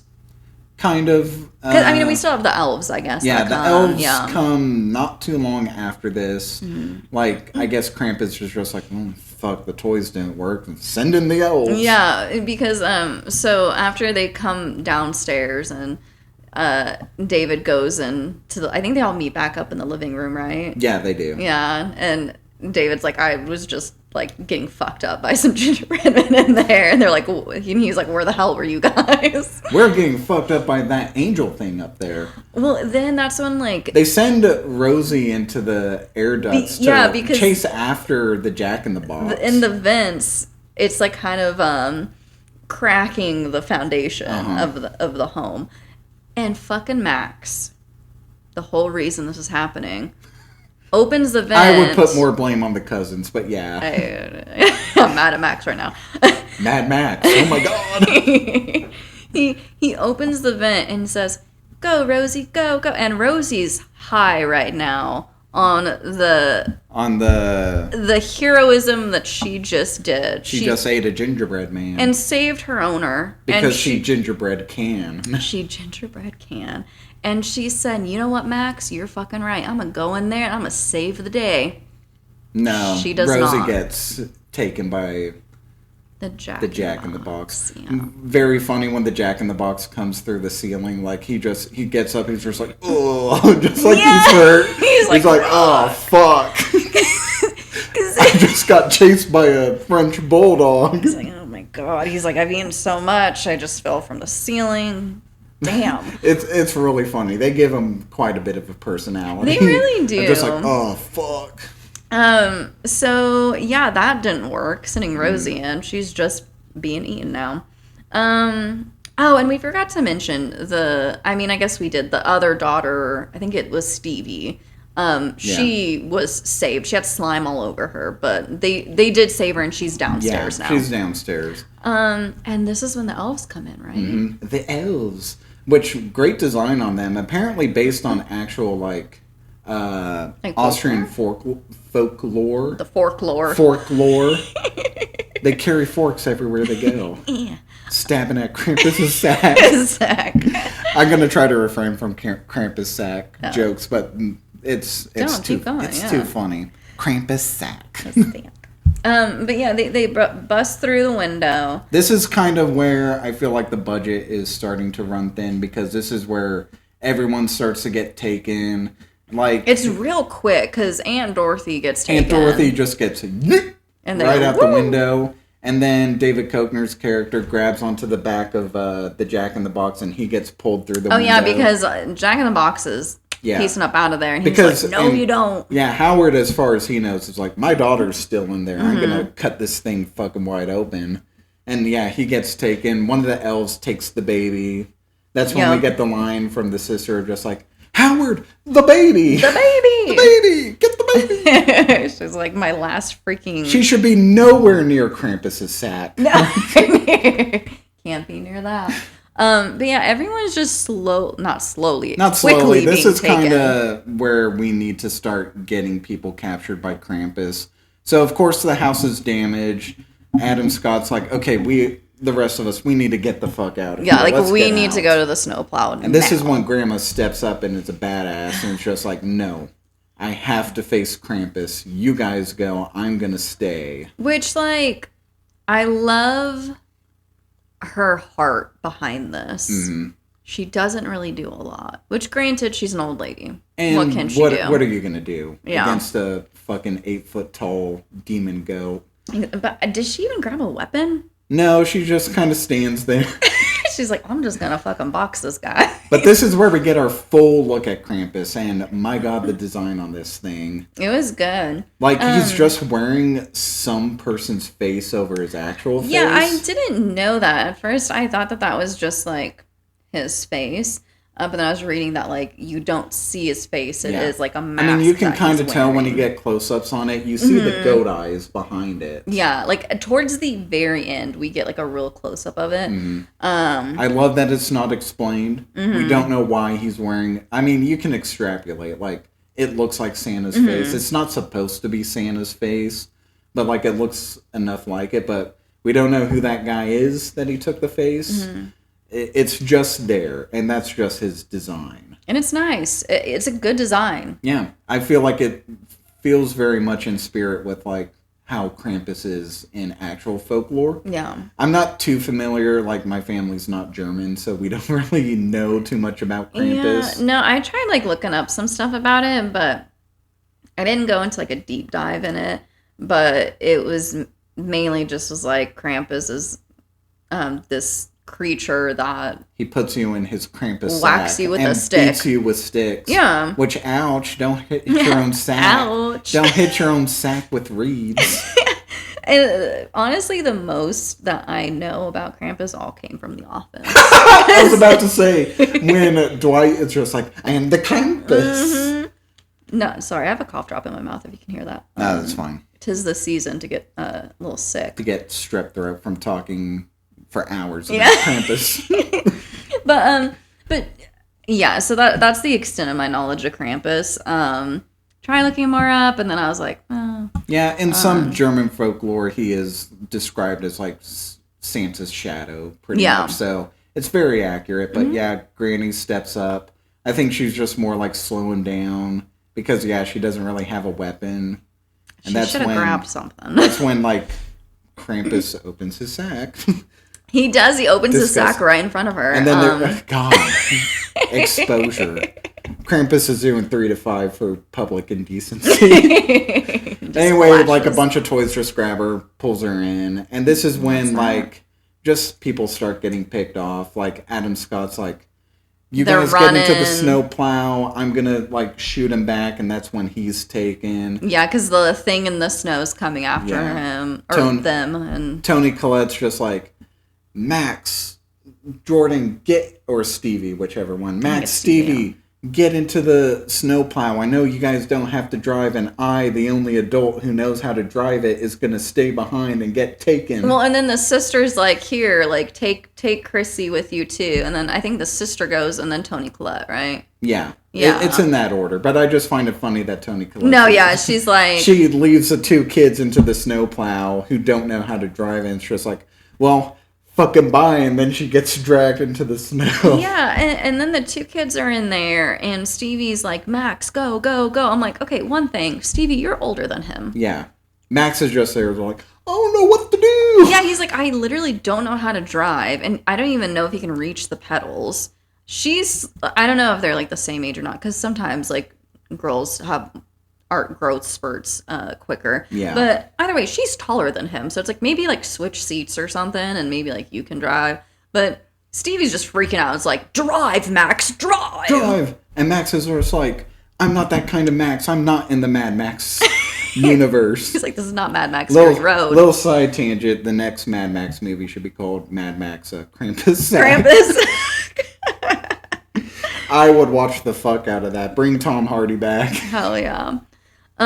So yeah, and then doesn't now Stevie get Stevie gets taken by the elves, leaving Max behind, much like the grandma in the story, which is the whole point of Krampus. Like he's just like, you're gonna stay behind, you're gonna learn this lesson, be better, Max. You're gonna see your whole family be like slowly tortured and taken. We didn't mention during the grandma's story, like when her parents got taken, Krampus left behind this little bell as like a reminder of what a reminder of Krampus's sack. Yes, of his sack and what he can do with it. Jade, put up a counter of how many Krampus sack jokes I've told. It's probably in the double digits by now. But anyway, he leaves that same bell with Max, and Max has a coming of moment realization of just like, no, I don't want my family to go. I want them to stay. So he finds Krampus and the elves at the sleigh. They're packing up. They're about to go. They're just like, man, we got 2 families for the price of one. They said this was really good. It's like, I meant to just get this one family, but I was like, how about we get this other family who had nothing to do with it? Yeah, like the family down the street. Let's get them too. Let's grab them. But Max is just like, I take back my wish.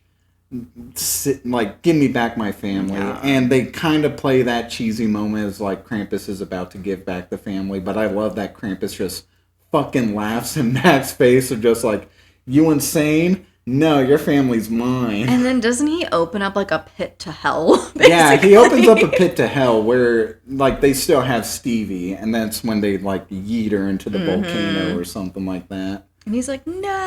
Yeah. And that's when Krampus grabs Max, lifts him up, and then Max says, like, I just wanted all of us to be happy. And then Krampus is like, duly noted, and drops him into the volcano. Big fucking whoop, all right. Then we get to the ending where Max wakes up, and you think it's all a dream, and just like, oh, that was just a horrible nightmare that I had, and I'm with my family. I'm very glad that they didn't actually go with that, because, like, Max opens up the present and there's Krampus's bell without his sack, but it's still there. Without his sack, yeah. But like the thing is, like, before he opens that, everyone you can tell doesn't remember. No, but everyone's like acting relatively normal. Everyone's kind of getting along. And once he opens that, I feel like you could see a look on all of their faces, and it seems like all of their memories like come back to them. They all of a sudden are just like, oh, wait a minute, something terrible just went down. Yeah, and like I like how it was done because none of them panic or like, oh my god, like what? Like they are just silently like, oh fuck. This whole ending kind of reminds me of the Polar Express. Yes, of just like the bell gift. He thinks that like it was all a dream, but then the bell comes back to just be like, oh wait a minute, that was all real. Except in the reverse, this is like, oh shit, this is terrible. Did Polar Express take this, or did this take this from Polar Express was a book that was written in like the 90s. Oh, okay. I always forget that. But the movie 2004. It came out in 2004. The movie. They took this. I mean, they take inspiration from a lot of Christmas stuff, like we mentioned, Christmas Vacation, A Christmas Carol. This is It's a Wonderful Life. So I think that's fine. I think it reconstructs all those different plot points into something different. It doesn't feel like it's a ripoff. It feels like it's paying homage. Definitely. What was your interpretation of this? Because then after he opens it, it zooms out and they're in a snow globe. They're in Krampus's workshop or something like that. His sack. They're in his sack, and there's so many snow globes everywhere of different houses. So for the longest time, like when I first saw this, my interpretation was, oh, they're trapped in that snow globe. And these houses are just the different houses that he's visited and has trapped them in there. Kind of like a trophy. Because he like physically takes everybody and like they have to go somewhere. So it makes sense that they're in these snow globes, but it wasn't until like just watching it recently that I heard the theory that it's just like, it's just observation of like these snow globes don't actually have the house in it. It's just a way that Krampus can keep an eye on the families to be like, you better fucking believe in Santa. Yeah. And like, I don't know what to believe because the whole ending scene, how it's shot, it's very much dreamlike.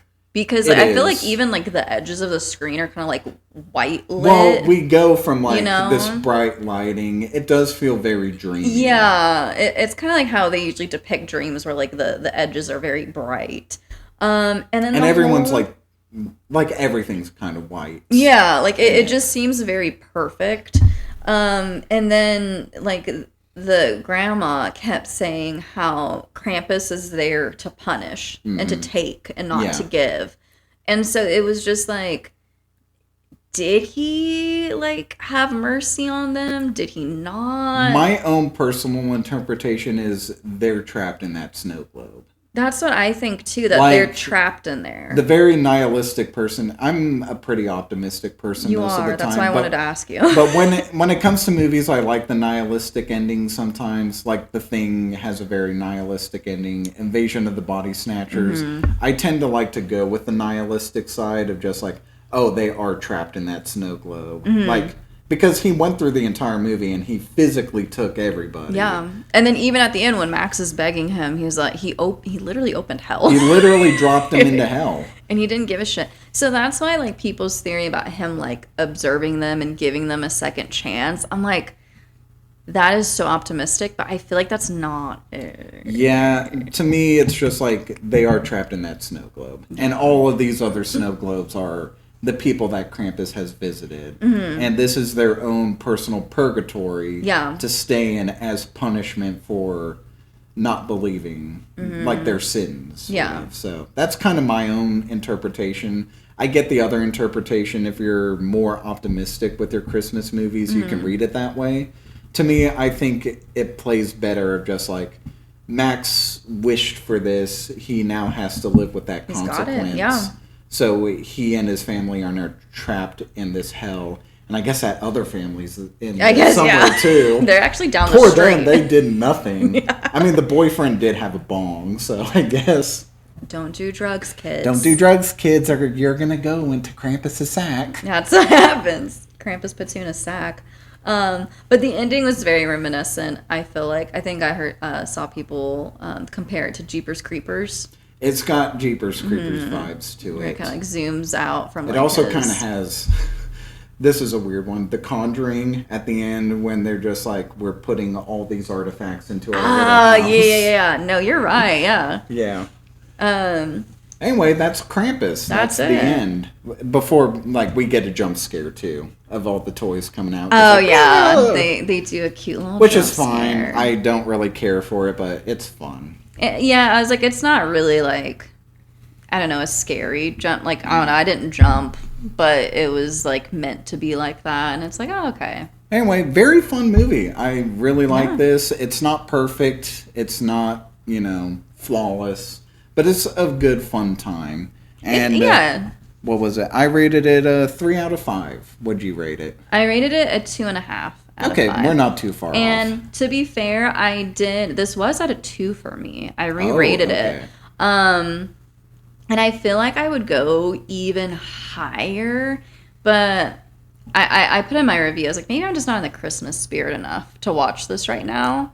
Fair, to enjoy it to its max, but to its max. To its max, yeah. But no, I thought it was good. Yeah. I rate it that high because, like, all the monster stuff is very fun. Oh, yeah. Like, the family feels very believable. There's not really a character that I hate. Even, like, the very annoying family at the beginning, like, they get me on their side throughout the entire movie. They come around. Mm-hmm. Character arcs. It's what makes a movie what it is. A movie. I know. But yeah, I had a lot of fun with this. So I guess now we'll get to our famous segment, everyone's favorite, I think. We'll see. What does Letterboxd have to say? So I see you have one pulled up. Or I do. I have a couple. All right, I have a few. I'm not sure if we have any overlapping ones, but we'll see. Yeah, it's like we shall see. So this one was 3 stars. Honestly, if those are my cousins, I'd beg Krampus to murder them, but that's just me. Not fair. Very fair. I agree. I agree with that. And then another 3-star one. I could talk about that beautiful animated sequence, or I could talk about MILF Toni Collette. Both are valid. Oh my God, Toni Collette! If you're listening, stay away from my Krampus sack. This one, a lot of these I did were 3 stars. Okay. This is the office Christmas party Dwight planned to throw every year. I would have loved it if that was a twist. And just you pull, like Krampus pulls off that face mask and it's just Rainn Wilson. It's Rainn Wilson. Yes. Just as Dwight. I need a fan edit. Someone do that. But this is the party Dwight planned to throw every year, but the party planning committee wouldn't let him. I love that. That's based. I love that. And then someone said 3 stars. Toni Collette's beef with fireplaces will never end because that's a nod to Hereditary. She had some. There is a moment where Toni Collette gets strung up by Christmas lights, and I'm just reminded of when she sawed off her head with a piano wire in Hereditary. Alert. Yeah, I mean, if you're listening to Krampus, you've seen Hereditary. I hope so, because that's a good movie. It's pretty good. This one. I have a wild story about Hereditary if we ever talk about it. Oh, I would. Yeah, we should definitely talk about it. I want to hear it. This one's 4.5 stars. I'm not even going to act like this wasn't nearly a perfect movie. I'm also not even going to act like I didn't love basically every second of this. Okay. My only takeaway is that I wish the kills were more graphic. Whatever, though. This is so much fun. I get that. That was a good one. I'm not missing the graphic violence in this. I don't feel like it's needed. I don't think so either. I mean, because we said this is PG-13, right? Yeah, it's a PG-13. They have one F-bomb in the entire movie. Oh, yeah. Who said it? Aunt Dorothy. Oh. Like, the grandmother says something to Max, and, like, the little girls are just like, what'd she say? And Aunt Dorothy's like, she said we're fucked. Oh, yeah. And Max is like, how'd you know that? And he's like, you don't have to speak German to know when life's coming at you with its pants down. Yep, she did. With its Krampus sack. With its Krampus sack down. Okay, this one was 4 stars. Krampus has such a juicy ass. What? Oh my god! Okay, jump scare review. Krampus has such a juicy ass. Such is in all capitals. And he expects to fit down the chimney. Honey, Christmas is not your season if your way of entering is through a small hole. Oh my god. And yeah, that was it. 10 out of 10 review, no notes. Yeah. My favorite ones. Alright, here's some of the ones I have. Krampus, 3.5 stars. You better watch out. You better watch out. You better watch out. Yeah. You better watch out. I did see that one too. That one's pretty good. That made me laugh. 0.5 star, Hereditary prequel. Yeah. Kinda. There's not the autistic daughter that's just going the entire time, so. Yeah, or no decapitations either. No, not this time. Maybe Krampus 2. Krampus out of his sack. Yeah, Krampus coming out of his sack. Back in the sack. Krampus 2 back in the sack. Oh my god, now we're going to come up with a bunch of Krampus 2. Krampus 2 Electric Boogaloo. Back in the sack was good. Oh god. Okay, Krampus 0.5 star. I wish that evil goat man was real so I could sick him on my little twink bitch brother of mine. This person's got issues. That's so funny. God damn, little twink brother. Twink brother. That's harsh. That's very harsh. I don't approve. I wonder what their brother did to elicit that. 2 stars. Let Toni Collette have peace near a fireplace challenge. Impossible. Yeah, difficult level impossible. 1 star. I want to punch Adam Scott in the face. He does have a punchable face, though. If you're John C. Reilly, you do punch him in the face. True. It's a shame. I like Adam Scott. I do too. He does have a punchable face, though. He does. Yeah. Especially if your first movie with him was Step Brothers. Oh, yeah. Yeah. Let's see. 2 stars. If you're mean around the holidays, you will die at the hands of a Santa goat doing the soy jack face. Them's the rules. Soy jack face. He kind of does. His mouth is open the entire time. He does. Just, aww. Side note, how amazing is Jade with their... I love Jade's thumbnails. They're really good. So the one for good. Halloween is just great. It was beautiful. Thank you, Jade. Thank you, Jade. We appreciate you. 2.5 stars. This is just Christmas in Ohio. I believe that. Probably. I've never been to Ohio, but I can imagine. They're just goat men everywhere. They are. Just fucking dragging their sacks all over the ground. God damn. Dragging their sacks. 5 stars. Krampus wouldn't hurt me. I'm built different. I believe them. What's their name? Their name is Audromeda. I believe them a little less, but I believe them. Okay. Sorry, Audra. I thought they were going to have a harder name than that. 3 stars. His full name is Richard Krampus. Richard Krampus? I would love that. Like Dick Krampus? Dick Krampus with his sack. The jokes write themselves, people. It's really good. Half a star. Fuck ass, it was all just a dream ending. Which, no, it isn't. No, that definitely. I felt like they just got to the... I feel like he just kind of stopped. Can you go away? I hope that's not. I think that was okay. Okay, well, I'll do that after. Wait a minute. Hold on. What are you doing? Okay, we'll try to go fast here. Half a star. My best friend made me watch this movie, and she is no longer my best friend. Oh, like because of this movie? I guess so. Damn. Man, Krampus out here just ruining families and ruining friendships. I know. I was like, what happened? I forgot about this one. Half a star. She cram on my puss. I think this is the third time we've talked about puss. God damn. The podcasts. That one's just hilarious. Half a star. Couldn't decide between comedy and horror. Can it be both? Can it be both? Come on. My God. Half a star. And apparently there's 3 more movies. So this person is confused and thinks all the other Krampus movies are the same. They're not. They're really not. And then the last one, half a star. Bro really thinks he has a chance against Santa. Shake my head. I'm shaking my head. I feel like Krampus would probably kick Santa's ass. I feel like he would, but... I feel like Santa's too polite. Have you seen the most The amazing Muffin Man? movie? I have. No. The most amazing movie ever, Rise of the Guardians. No, I haven't. I was Animated thinking of film. a different one. Rise of the Guardians. It has a buff-ass Santa in it. Oh, And I feel like that Santa would... whoop good the for him. Santa's ass. Fucking lifts. Yeah, yeah. Oh, yeah, he's... I've seen Fred Claus. With Vince Vaughn. I was gonna say, is that the Yeah. one with Vince Vaughn in it? I saw that in theaters back in the day. Pity me. I do. I'm watching Fred Claus. God. I forgot to make this joke earlier, and I'm sad, so I'll make it now. I Yeah, feel like go people ahead. may have clicked off, but I mean, that's fine. I hope.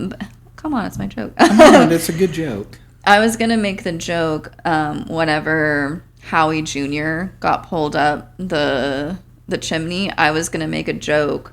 This is what happened to Kate's dad. Kate. Oh yeah, that's right. But in reverse, he was going up instead of down.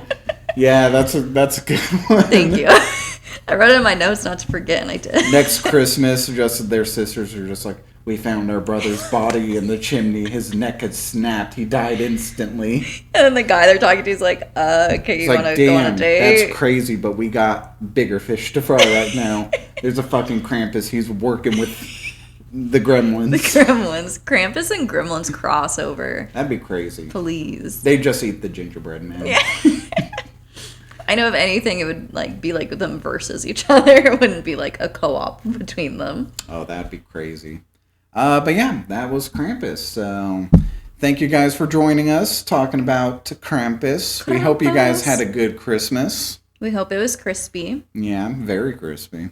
Shout out to our editor, Jade, who does tremendous work, tremendous artwork, tremendous just being you. We appreciate everything you do for us, Jade. Thank you very much. And be sure to follow us on Spotify, Apple Podcasts. Be sure to like, subscribe, and comment on YouTube.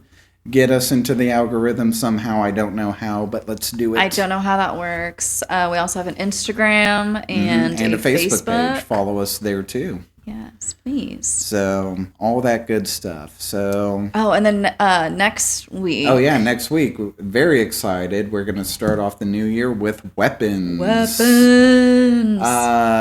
Very excited to talk about that. There's a lot to talk about with weapons. I can't wait, dude. It's going to be so good. It's going to be so good. So, look forward to that. But anyways, in the meantime, stay crispy, everybody. Stay crispy. And stay jolly.